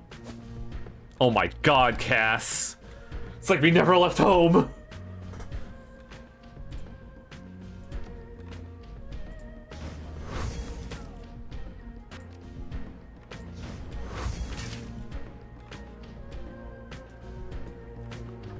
Meanwhile, Duncan is, in kind of an awkward spot. You do have flashbang grenades, though. How's your pitching arm tonight, Duncan? On point, not bad. Oh, he has augments that prevent AP damage. Oh no.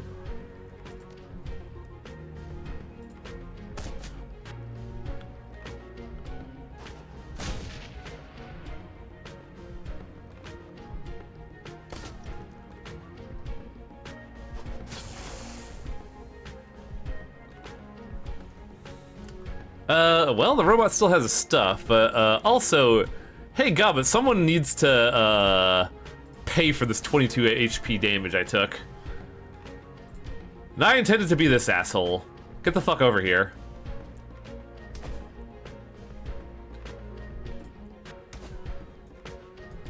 Now, where's the dick? Well, I can't get to him without wasting turns, so let's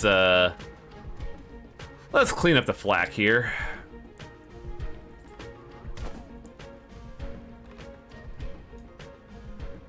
Duncan has a mercy kill, so we can at least clean this guy out. Fuck. I walk out of my room, the first thing I hear when I get back is, where's the dick? Well, a guy did shoot me in the back of the head for 25 HP damage, and I'm, not too pleased about that one.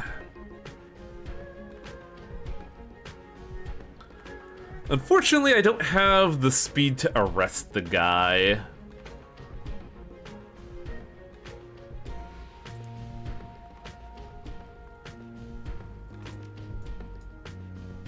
What can Gobbet even do at this point?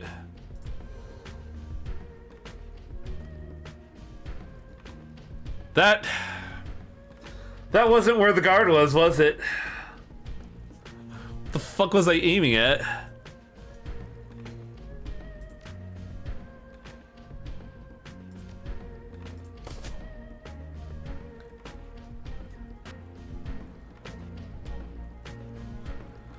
Where is... There we go. Okay. Let's see. How's your aim today, Raptor? Not bad. Really good today, apparently.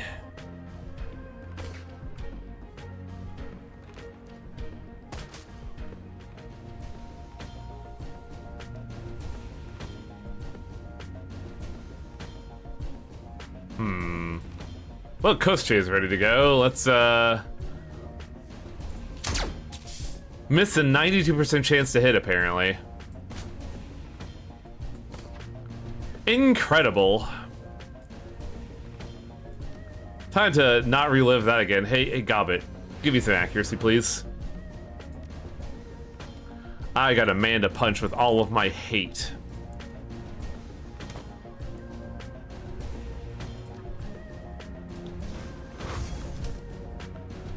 Man down.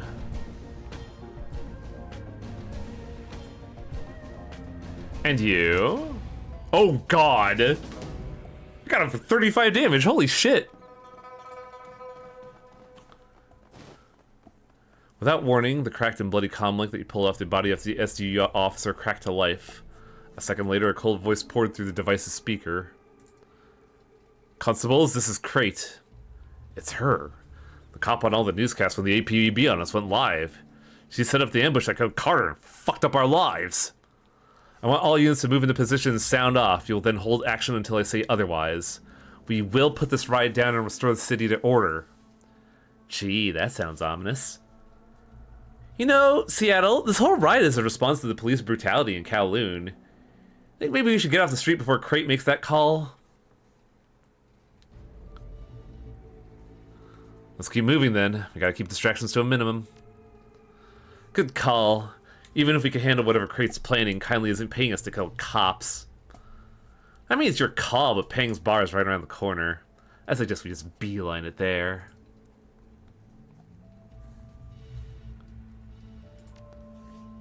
It is not an optional mission, so I guess Gobbet is just setting up some fucking, Chekhov's guns.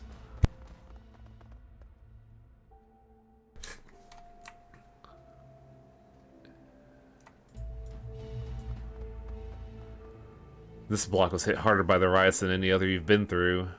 The area is being churned into a noxious slurry of soot, ash, and tear gas, its stomach churning beyond foul. Throughout the haze, you can see a patrol squad of HKPF constables facing off against a man and woman in shabby winter clothes. The man was doubled over coughing, clutching a loaf of bread in one hand and a cheap pocket knife in the other. The woman is holding a small crowbar frozen in like a deer in headlights, both clearly terrified. A half-dozen laser dots point over their bodies, projecting from the sights of the constable's weapons. Drop your weapons and get on your knees. Do it now! Please, our house burned down in the riots. We just need water and food. We aren't looters. We're just trying to eat. I don't believe they can see us through the smoke. But if we get too close, we could be in the same boat as these poor fools. Best to leave them to their fate and slip around the police. Give them a wide berth and get on with our evening. You know what? Fuck these guys. The constables wheel around at the sound of your voice, but you are faster. You caught them flat-footed. Nah, I'm gonna be a little hater tonight. Fuck these guys. Guy just wants bread and they're fucking hitting him with tear gas? Fuck him.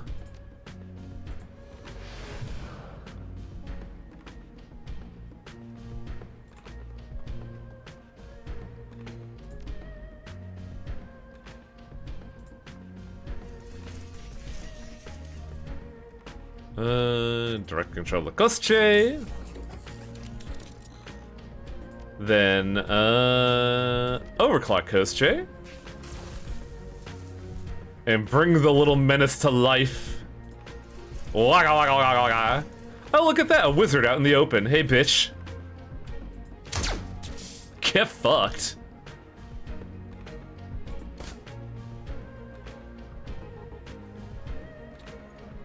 We also have a grenader here that I should probably take care of. Missing a 90% chance to hit. Love this game. Fucking stellar. That was a 99% chance to hit and we still missed. What the fuck?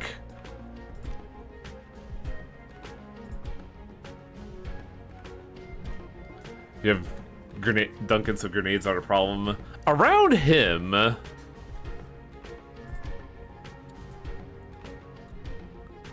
I have missed two 99% chances tonight. Something is very wrong here.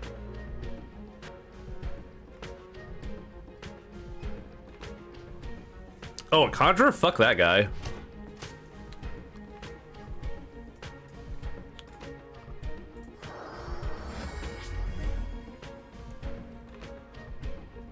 Well... Let's slug this guy. Miss another 99% chance. What the fuck is happening? Go over here. Get this guy. Get this bad bitch. Get me some armor. Roundhouse kick, maybe? Question is, would it hit both? No. It's gotta be like in a weird arc.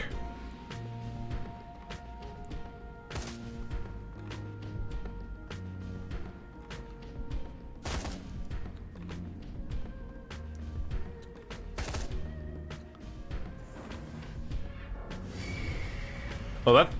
Actually, there's a very funny idea we could do with that totem now that I'm looking at it.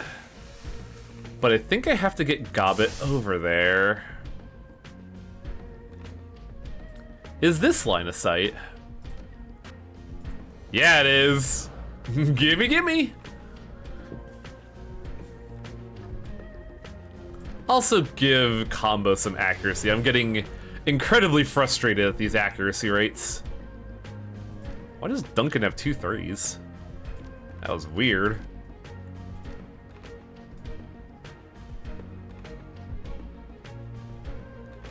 Get the robot over here. Oh, they've got cover. Well, how about they have a buzzsaw instead?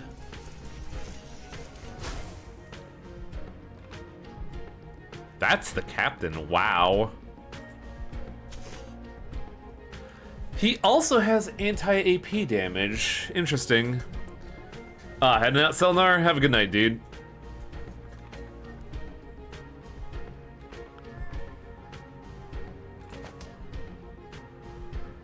Oh, that was roundhouse kick? Fuck, I didn't want to do that. I wanted to use killing hands, damn it. Go, my child, do crime.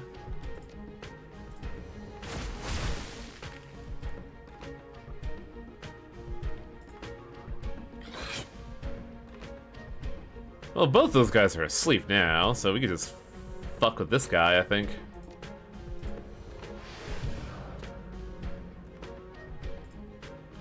Oh, please tell me I hit him. Okay, good.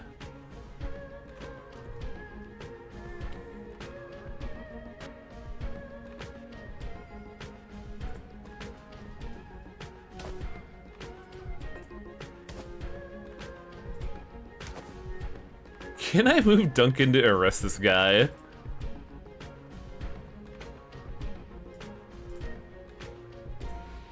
Damn, I don't have enough AP.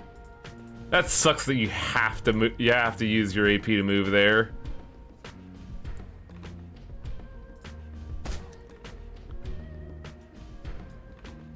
And we'll just end turn there. I think the team's got this handily under control. Oh, they didn't like Duncan at all. Holy shit. Alright, buddy, you know what to do. Arrested! Oh, this poor thing is cornered, alone, and vulnerable. Time to ruin his entire life.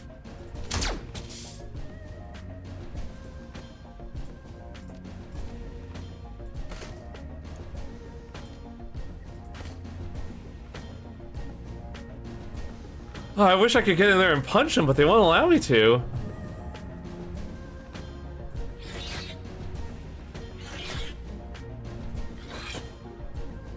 Well, since this spirit seems to be ineffective at that, guess I gotta do it. Killed the HKPF patrol to save the civilians. The text thing is still there. The civilians blink up at you, their faces ashen. The man still hugs the stolen loaf of bread. His terror, he's crushed it into an hourglass shape. We're alive. Oh, thank God, we're still alive. We've seen the police do brutal things here before, but nothing like this. They were gonna kill us. Kill us over 3 new yen worth of bread. This line is so fucked up. Don't thank God. Thank me. Listen to me, the cops are locking this entire area down. You need to get out of here and off the street.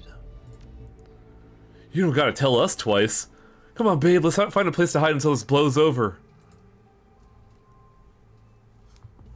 Does that even give us karma is the thing? No. We just have to, we just do a good deed and let it go unpunished. But I'd feel like a huge jerk if I let those 2 die. The police calmly crack to life again. All teams, ready your weapons and prepare for my mark. Do not, I repeat, do not move before you are instructed. Anyone who fails to obey this command will answer to me. Await my instructions. Crate out.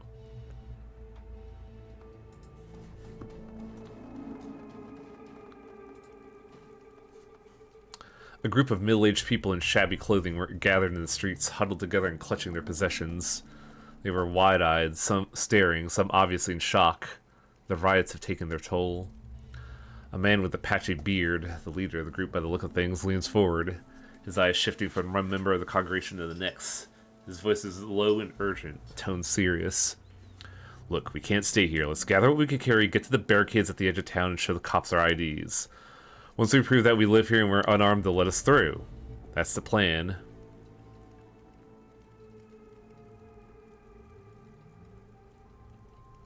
You might want to rethink that one. Hiding would probably be the safer option. Hide? That's your advice? Look at the streets. Look at the windows. With a sweep of his arms, he drew your eye across the row of buildings. Everything has been broken into. Doors knocked down, windows shattered, some gutted by structural fires. How safe are we going to be in there, do you think? Or any other building on this block? How long until some bastard smashes the door down and takes everything we got, or worse? That's a risk, sure, but if you approach the police barricades, you're probably going to regret it. They're cops. I like our odds better with them than I do with the people out here on the street. If you need anything from your clothes, from your homes, clothes, heirlooms, valuables, go get them and be quick about it. We'll meet back up here in 10 and we'll head to the barricade. We're getting out of this death trap. Oh, that's a real bad idea there, Chief. Then I told my gang to walk down the street, then into the building. All the while thinking, man, this place is fucked up. I sure hate cops. A lanky man in a skin-tight vest leered at you as you entered the bar. He looked like a low-level go-ganger, dressed in a black suit, Black Sun Boys colors. He stepped out in front of you to block your progress. Bar is closed. Order of the boss. Step out, now. You have no idea who you're talking to, do you? No, I don't, and I don't care. In here, you're nothing unless Pang says different. Now I'm gonna give you a choice. Get moving, or start bleeding.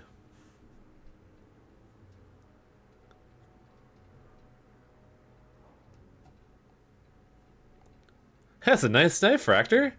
Or that's a nice knife. Ractor, how much damage do you think you could do to Kostche with that butter knife? Ah, none at all, my good friend. Ractor's murderous drone scuttled forward with alarming speed, its chassis all hard edges and gleaming metal. It reared back, splaying its killing legs wide. None at all. The ganger's eyes went comically wide, and the bravado he'd been displaying evaporated. He started backing away, hands raised in surrender, lips trembling.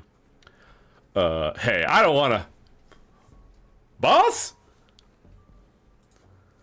A low voice growled out from beside the bar. Fuck me sideways, Jimmy. I gotta do everything myself around here. What do I even keep you around here for? Eddie Combat Pang, the owner of the Combat Pang and the ringleader of half a dozen Kowloon City go-gangers, the Black Sun Boys included. He leered at you through a mouthful of gold-capped teeth. Pang was a living stereotype, the surly dwarf in the flesh, 10 tons of Napoleon complex in a 70-kilo body.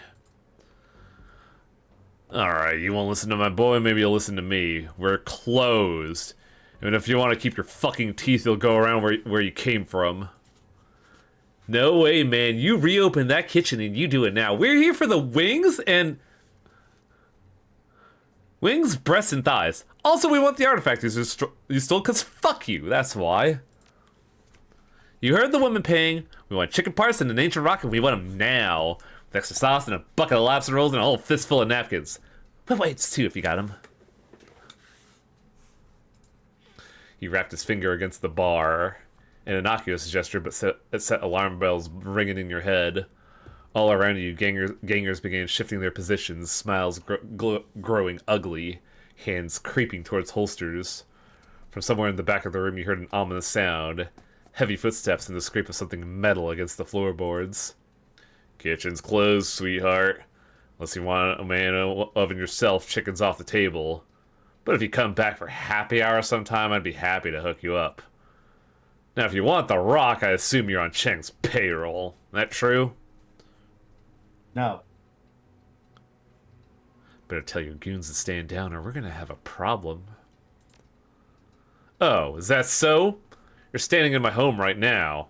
See all these people around you? They're my friends. And, they're kindly as strangers who come in here trying to throw their weight around. The alleyways outside are crawling with cops, and they're prepared for something big. You sure you want gunfire in here? If they hear it, they're ready to investigate. Yeah.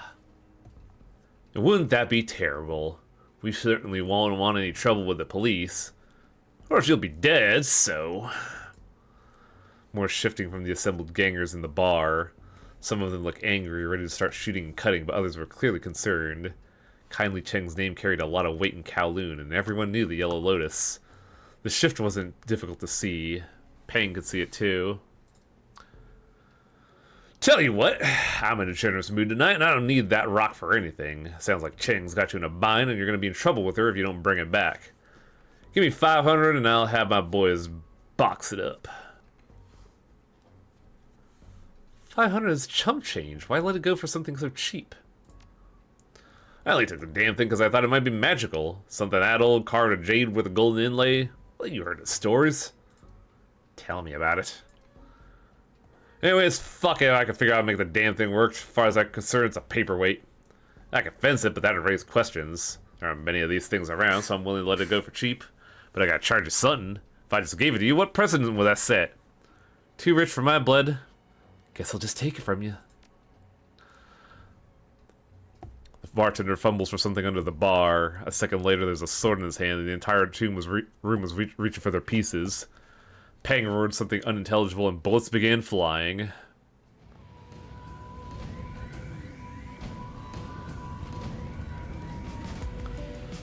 This could have been so simple. Oh, good. We should probably address that now rather than later.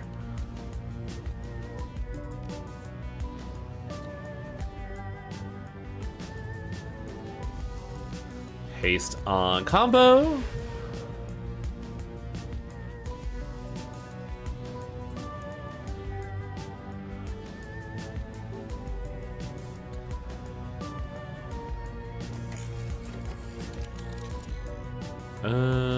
Haste on Kosche.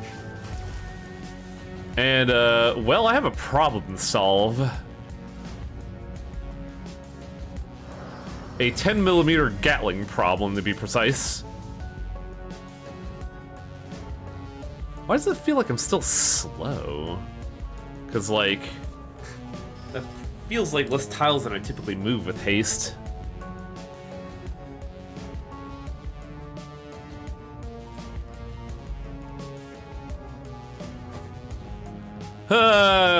This sure is Shadowrun, alright.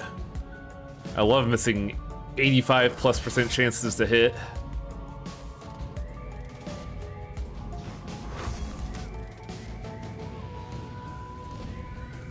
I gotta strip that armor though before I do anything.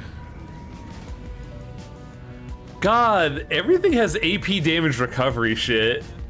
Like, that's a lot of people have just casually, like, shaken off AP damage. Oh god, that was Duncan. Fuck. That's really bad.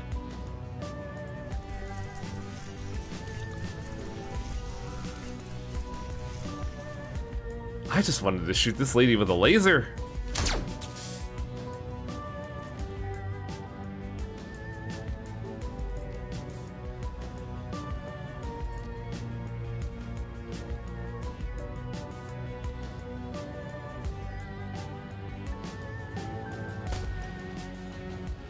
Pang's jaw dropped to the ground as the troll's lifeless body hit the ground. The glowing barrels of her minigun grind to a halt. You kill her, you bitch! I'm gonna paint the bar in your blood! Your heavy hitter's dead, Pang. If I didn't have the Kong in my hands by the if I don't have the Kong in my hands by the count of 3, you're gonna join her. He stared at Sunny's ruined corpse, at the minigun still cooling at the ground, and you. He saw something in your eyes, and you watched him deflate like a punctured balloon. It's behind the bar. The damn rock's behind the bar. Take it and get out. You're lucky I didn't fucking make short work of everybody. I killed him anyways. Nah. I got what I need. I don't need another headache. Especially when I put Duncan really far out of position in a really bad spot.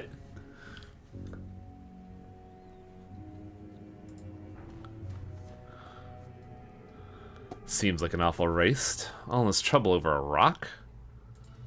It's Chang's rock. That's all we gotta know. This is a total milk run. Didn't even break a sweat. Something metallic hit the ground at your feet, cutting you short. A canister of some kind. You didn't hear where it came from. Oh. By the time you could process what was happening, it was too late. The metal tube erupted, spraying out a hissing steam of vapor.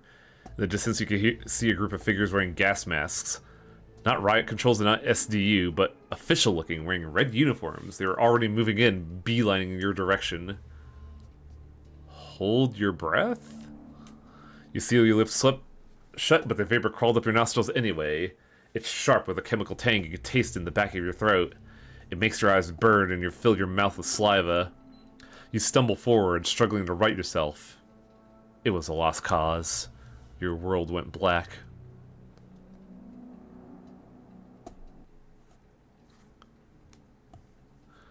Your words ring metallically off the confinement room's walls. You've been talking for so long, recounting all the tedious details, that your voice hums in your ears after you finish speaking. The single flickering bulb above your head sways in an invisible breeze. Beyond the light's reach, your interrogator stands shrouded in shadow. You can't see his eyes, but you can feel them quietly observing you from the safety of his corner. His silence opens the floodgates of your thoughts, and the questions come pouring in. Are you brought here alone? With the others? Most of all, what do they want with you? You finished your story. There's nothing left to tell. It's his turn to talk.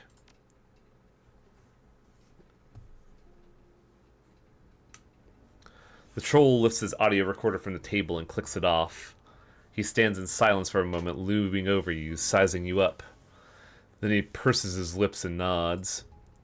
And that's when we picked you up. That's right. When I came to, I was already handcuffed and sitting in this chair. Very good. Thank you for recapping all of that, Miss Harding. Your testimony was extremely helpful. And now that you've helped us, it's only fair that you learn something in return, too. Oh? What's that? The troll puts an object out of a police evidence bag marked with the HKPF logo. A PDA with a cracked case stippled with day-old blood. We recovered this at the scene. Take a look and see what we saved you and your team from.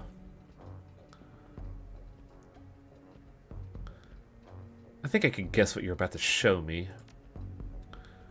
Maybe you can. Only one way to find out. He sets the PDA down on the desk, activates it with the tip of his pen, and slides it toward you. Just watch. Don't touch. You don't want your fingerprints on this thing. The feed is shaky. Whoever owned the device must have been panicked, out of breath. You can see swarms of people, including the locals that you spoke to on the streets, all carrying burdens of some kind of another. Laptop, knapsack, backpacks bulging with shrink-wrapped food and bottled water. None of the locals appear to be armed. The camera wheels around and you can see the firing line of police. The man with the patchy beard is pleading with them, begging to be let through. He says he isn't a rider and that none of the people are. The constable, faceless behind his mask, says nothing. The camera focuses in on a figure behind police lines. Her features are instantly familiar. Chief Inspector Crate. She looks straight into the camera, then she's seen reaching her hand to her ear and speaks into her comlink. Her voice is loud and clear enough that you can hear it over the PDA's tinny speakers. All teams, you know the orders. Open fire, put them down. An explosion of gunfire fills your ears. The camera spins crazily and you catch a panoramic view of bodies bursting like water balloons. Faces that you recognize from your trip to Pang scream for help and are all silenced. The second volley of gunfire catches the owner of the PDA. You hear him shrink, watch the camera spin dizzyingly, and hear a sickening crack. The video feed flickers and dies. The PDA goes silent. Without a word, your interrogator lifts it from the table and returns it to the bag. He killed everyone. They just hosed them down. They suppressed the riot. At least that's what the story that all the news outlets are running with. Unofficially, it's a massacre. If we hadn't pulled you out of there, you would have been gunned down like the rest. You have my attention. Want to tell me why I'm here exactly? Good question. Let's just say that people at the top have their eyes on you for quite a while now. You'll get all the answers you need soon enough. The troll stretches and slips his pen back into his breast pocket, flipping his notebook shut. Then he taps a series of keystrokes into his PDA and the cuffs around your wrist go slack. The light in the room now comes up and for the first time you can see his face and the badge on his hip. HKPF standard issue. A laminated card clipped to his breast pocket states his name, Inspector David Yang. I think we're done here.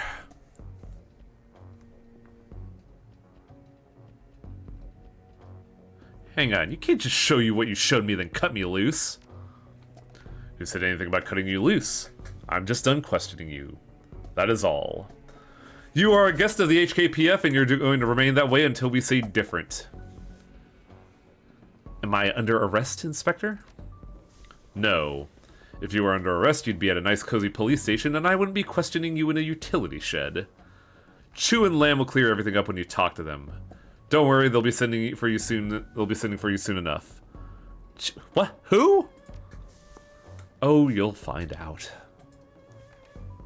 Then the Yami King that you banished walks in. Hey, bitch! On. So I got a proposition for you. What the? The door looks solid. You can't see any visible doorknob or latching mechanism from where you're standing. Most likely it's barred from the other side. Examine the door closely. The door is made of heavy steel. It appears to be mounted on a set of tracks at the top and bottom of the door frame, designed to slide rather than swing. When closed, it sits flush with the wall. Your best bet is that the room you built in was cut in one piece and the door was later cut from it. Force the door?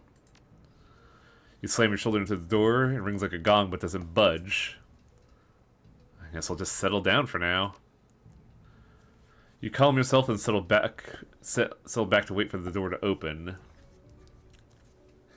An indeterminate amount of time later, you hear the sound of muffled voices followed by a dull thunk. The scrape of metal dragging over metal fills your ears. The door opens, but only a crack. A sliver of daylight streams through the open side.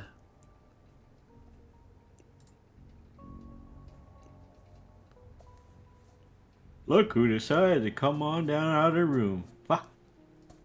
Hi, guys? The sun stabs your eyes as you step out from the interrogation room into the noonday sun. Blinking against the glare, the world gradually swims into focus. A familiar face greets you. Ah, oh, Cass, you're out, thank God! I had you locked away since we got here! Looks... empty? Well, you were pounding on the door, I assume someone was beating on you in there.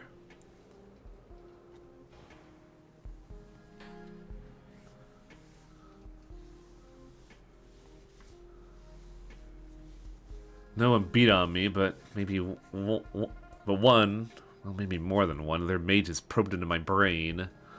It wasn't pleasant. Magical interrogation? Whew! Bastards are pulling out the big guns! Oh, this is a jail cell, okay. Thing is, they should be interrogating us at the same time, comparing our accounts and memories of the evening. It doesn't make any sense for them to question you for hours while we sit out here. None of this makes any sense. Our captors wear the uniforms of police constables, but this isn't central booking. It sounds and smells like an impound lot. And gassing you like they did is anything but standard procedure.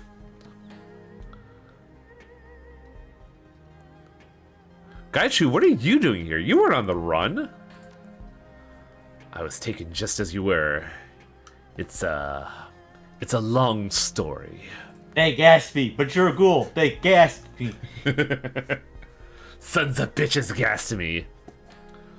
You know what else doesn't make sense? The cops coming after us at all. The APB was lifted, right? That's what Cheng said after we got out of the walled city. It was lifted. The APB that Josephine Seng had Kraid put on us was a kill on capture order attached to it, and they weren't paying much attention to the capture part. If the APB hadn't been lifted, we wouldn't be having this conversation. We'd all be dead just like Nightjar and Carter. Duncan's back stiffens, but he holds his tongue. We should be dead now, or in a secure facility somewhere. Instead, we're in an impound lot, and not just us either.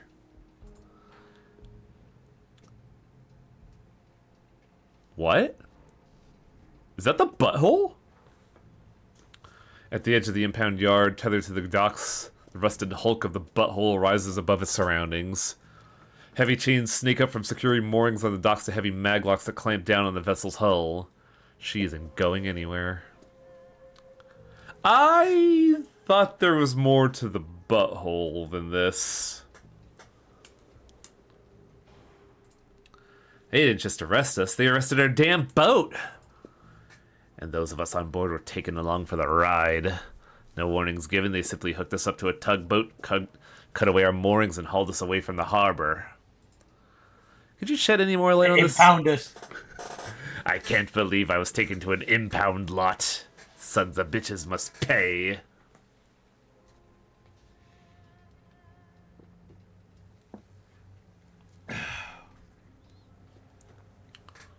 Yeah, they carjacked our house. It's fucking impressive. Could you shed any more light on this at all, Seattle? I mean, did whoever talked to you in there let anything else slip or anything?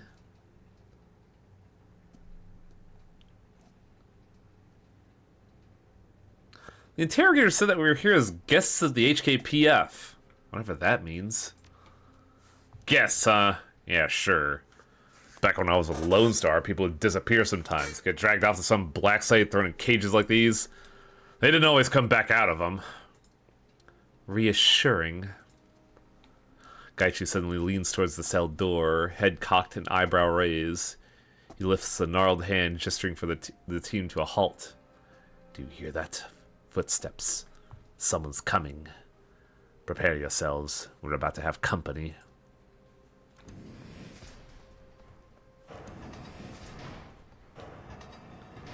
A uniformed constable wearing a sergeant's insignia passes through a set of double gates and into your holding pen. She walks with an air of quiet authority, her face an expressionless mask. A pair of wary eyes fix themselves on you. Combo, step forward, please. What is this about? If you come along quietly and do as you're told, all of your questions will be answered. Now step forward, please. Senior Inspector Lam and Chu would like to have a word with you.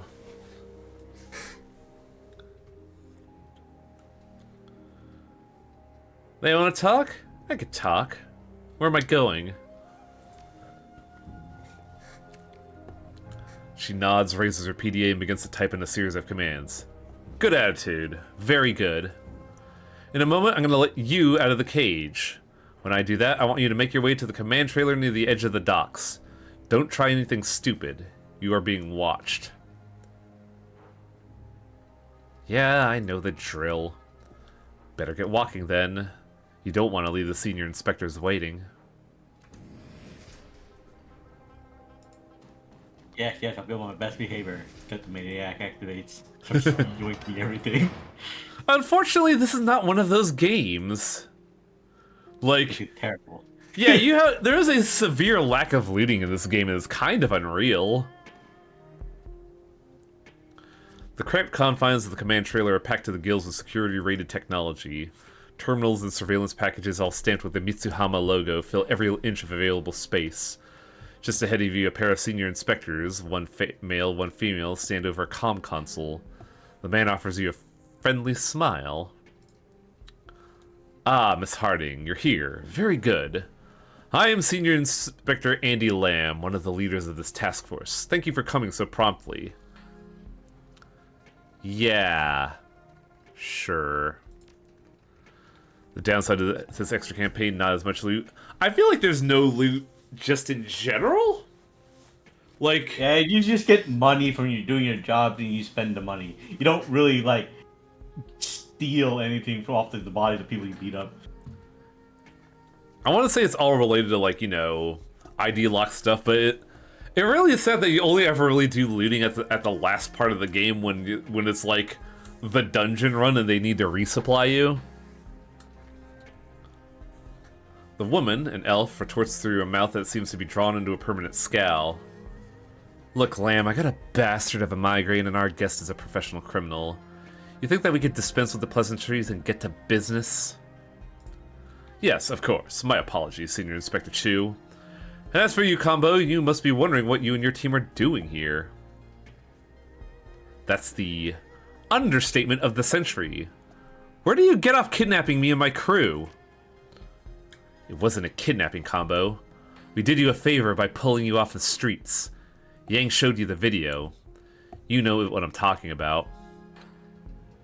Okay, so you did do me a favor. Why? Out of the kindness of your hearts? Don't be ridiculous, of course not. We helped you because we have a problem, and you're in a unique position to help us solve it. This is a job offer, Combo. We want to hire you. Unique position, huh? You want to tell me what you mean by that? We need to gather information on someone that you have history with. Someone that we suspect of criminal wrongdoing but can't move without proof. Pull up the file, Lamb. Lamb nods and his fingers dance over the PDA keypad.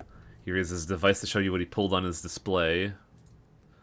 From the device's tiny screen, a familiar face leans back at you. Lamb holds it to your face for a few seconds and pulls the device away. You have history with this woman. Uh-huh. She's the one that authorized the massacre of innocent civilians in the street last night. Officially, we're not using that term. But you're right. That's what it was. Crate could have easily put those riots down without firing on unarmed civilians. She's a highly decorated officer, a leader of the HKPF's elite special duties units. The blood on the streets of Kowloon was no accident. She was advancing an agenda of some kind. Crate is the unofficial face of the special duties unit in the Hong Kong media circuit. When they need a talking head for a news broadcast, she's the woman to go to. To her fellow inspectors, she's a hero and a role model. They go to bat for her without a second hesitation. The woman has a lot of pull.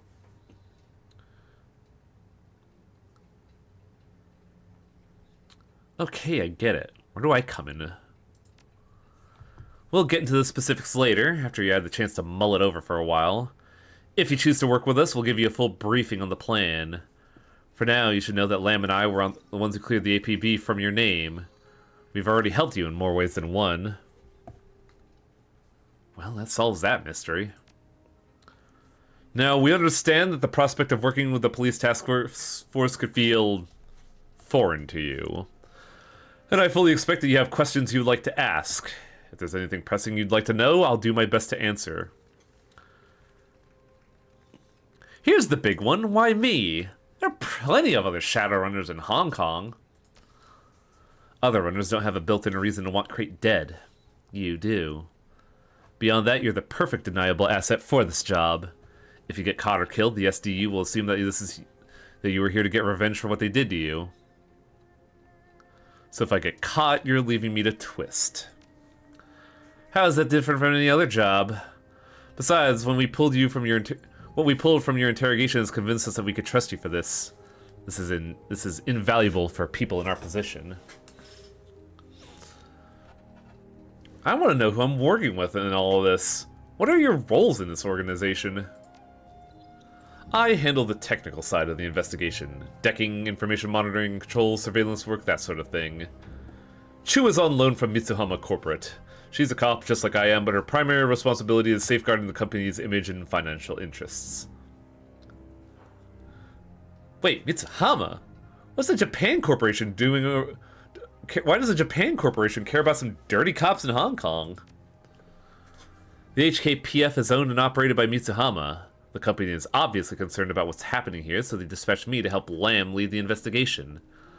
Consider me a corporate liaison, here to bridge the gap between suits and uniform. Sounds thrilling. Pays better than walking a beat. Tell me where this is located. I want to know how far from home you've taken me from. Right next door, actually. What? We are nearer to Aberdeen than we are to Heoi. That's all you need to know. Secrecy is one of our most important tools for survival, Combo. We can't give you an exact address. How the hell did you get my boat here without kindly Cheng stopping you? What makes you think she could stop us? The Yellow Lotus is powerful, but we have a navy at our disposal. What did you do? Attack Heoi? Of course not. We made a token show of force, and that was that. Kindly Cheng doesn't want the Marine Police parking a Sea Panther off the Heoi docks any more than anyone else would. As highly as she might think of you, she wasn't about to risk a shooting war to keep us from towing your houseboat. Well, what next? What next is that we let you go for now. Take some time, think it over, and come back when you're ready to settle the deal. After you accepted, we'll go into details of the run. You know who I work for. Do you know what would happen to me if I agreed to work with the cops? It is very much in the Yellow Lotus's interest that this issue be taken care of. The Executive Council as a whole is happy to maintain the status quo as far as the Triads are concerned. So long as the Yellow Lotus sticks to its territory and keeps its soldiers away from people of status, the Council doesn't care what they do. But these corrupt cops, they're unpredictable. Who's to say a councilman with an agenda, the Eastern Tiger reps say, won't send them to hit your boss's mahjong parlor? Kratos and her people are wild cards, extremely well-armed, dangerous wild cards who wear the same uniforms we do. This is a very bad situation for us, and even worse for you. Go talk to Chen and run her offer by her. Talk to your team too. Tell them what we told you. We're confident they'll want to work with us. They should be heading to the bolt hole as we speak. Fun name, by the way. When you've made your decision, come back to us. No rush, no pressure. We're not trying to coerce you into doing this. We're all on the same team, and we're confident that your boss will see things our way. I'll talk to kindly, but no promises. So about that rock. Yeah, what about that rock? What the hell happened to it? They have it for safekeeping, you know. But just give it to us. We can at least hand it back.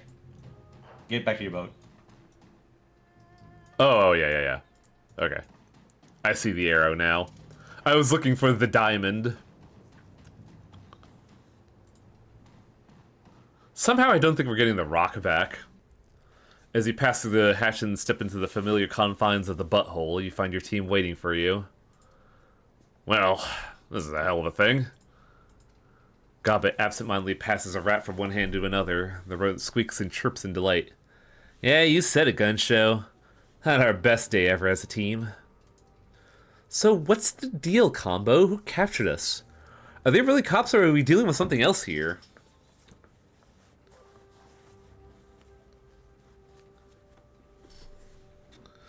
They're cops, specifically an HKPF task force run by a couple senior inspectors.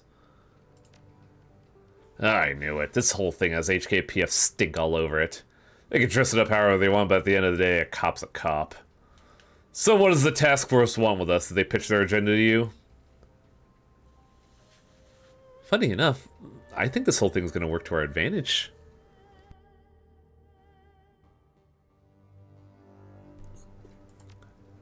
Oh, in what way?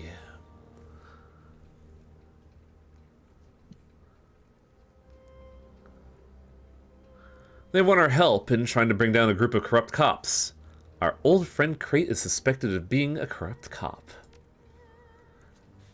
Well, that is interesting. If that's what they want, you won't hear any arguments from me. Or me. Much as I hate getting jerked around like this, the prospect of getting some payback for Nightjar is awfully enticing. So, what'd you tell him? I fed them a line about needing to check in. Mostly I was testing them. I wanted to see if they'd let me walk. And they did, just, you know, not very far.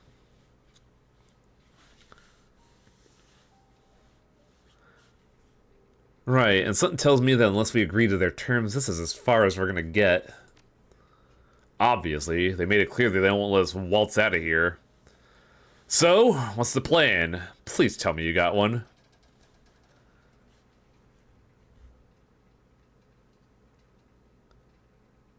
If we're gonna get ourselves out of this, we're gonna need backup. Kindly might be able to provide it. Good call. We should bring her up to speed on what's going on here as well. I mean, she's gotta know the cops have seized the bullhole. She probably watched them tow the boat away. She's probably gonna be wondering what happened, maybe jumping into conclusions. We don't want her to come out through the wrong ones. Well, no time like the present. You tap Kindly Cheng's personal comlink number into your PDA and hit the send button. A moment later, the old woman's face appears on screen. Combo. A pleasure to see you, dear. I'm worried sick. She swills something the color of rotten plums out of a highball glass. Now, would you kindly tell me where the fuck have you been?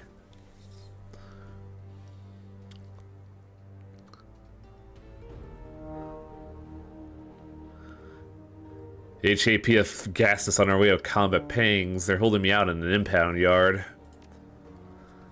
Ah, I see. You're calling me from police custody. They haven't learned anything that they didn't already know. In fact, they told me to call you. Tell me what exactly they said to you. Don't leave anything out.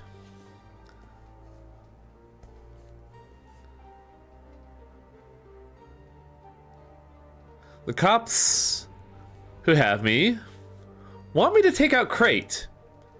You know, the cop who keeps popping up on the news? Oh, I know who she is. Keep talking. The leaders of the group are called Chu and Lamb, Auntie Cheng. That's what the sergeant at the holding pen said. They're senior inspectors. Those won't be their real names, dear. Not that they're letting you contact me like this. They have a proposition for me, Auntie Cheng. They want me to help take down the Chief Inspector Crate and her people.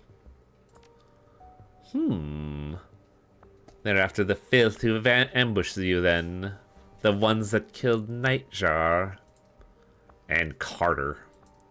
Nobody gives a fuck about Carter. You should know better than to interrupt me right now, gun show.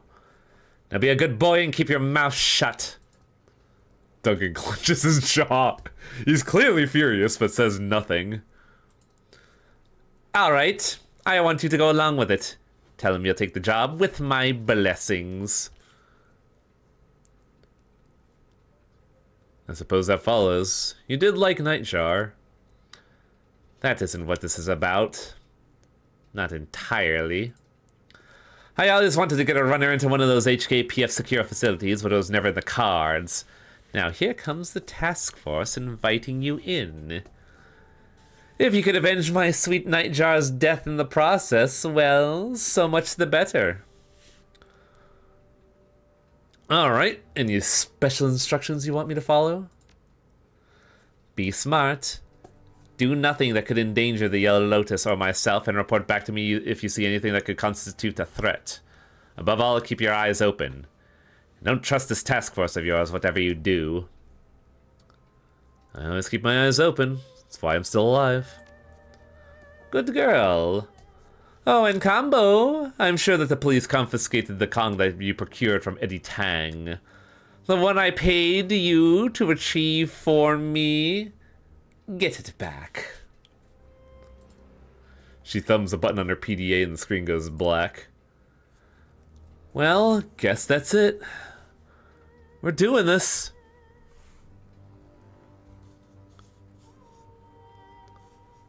Kindly's right. This is an opportunity for us to kill two birds with one stone. We take out the cops that hunted us and we collect intel on the HKPF. There is no more to be said. You go back to Lam and Chu and accept the job. I will ready my gear.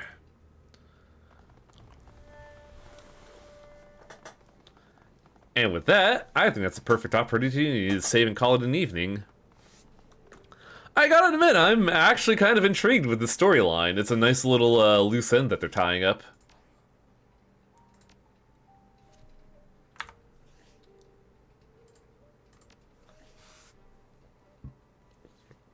But we will continue this next week, as it is already almost the end of the week. Wow.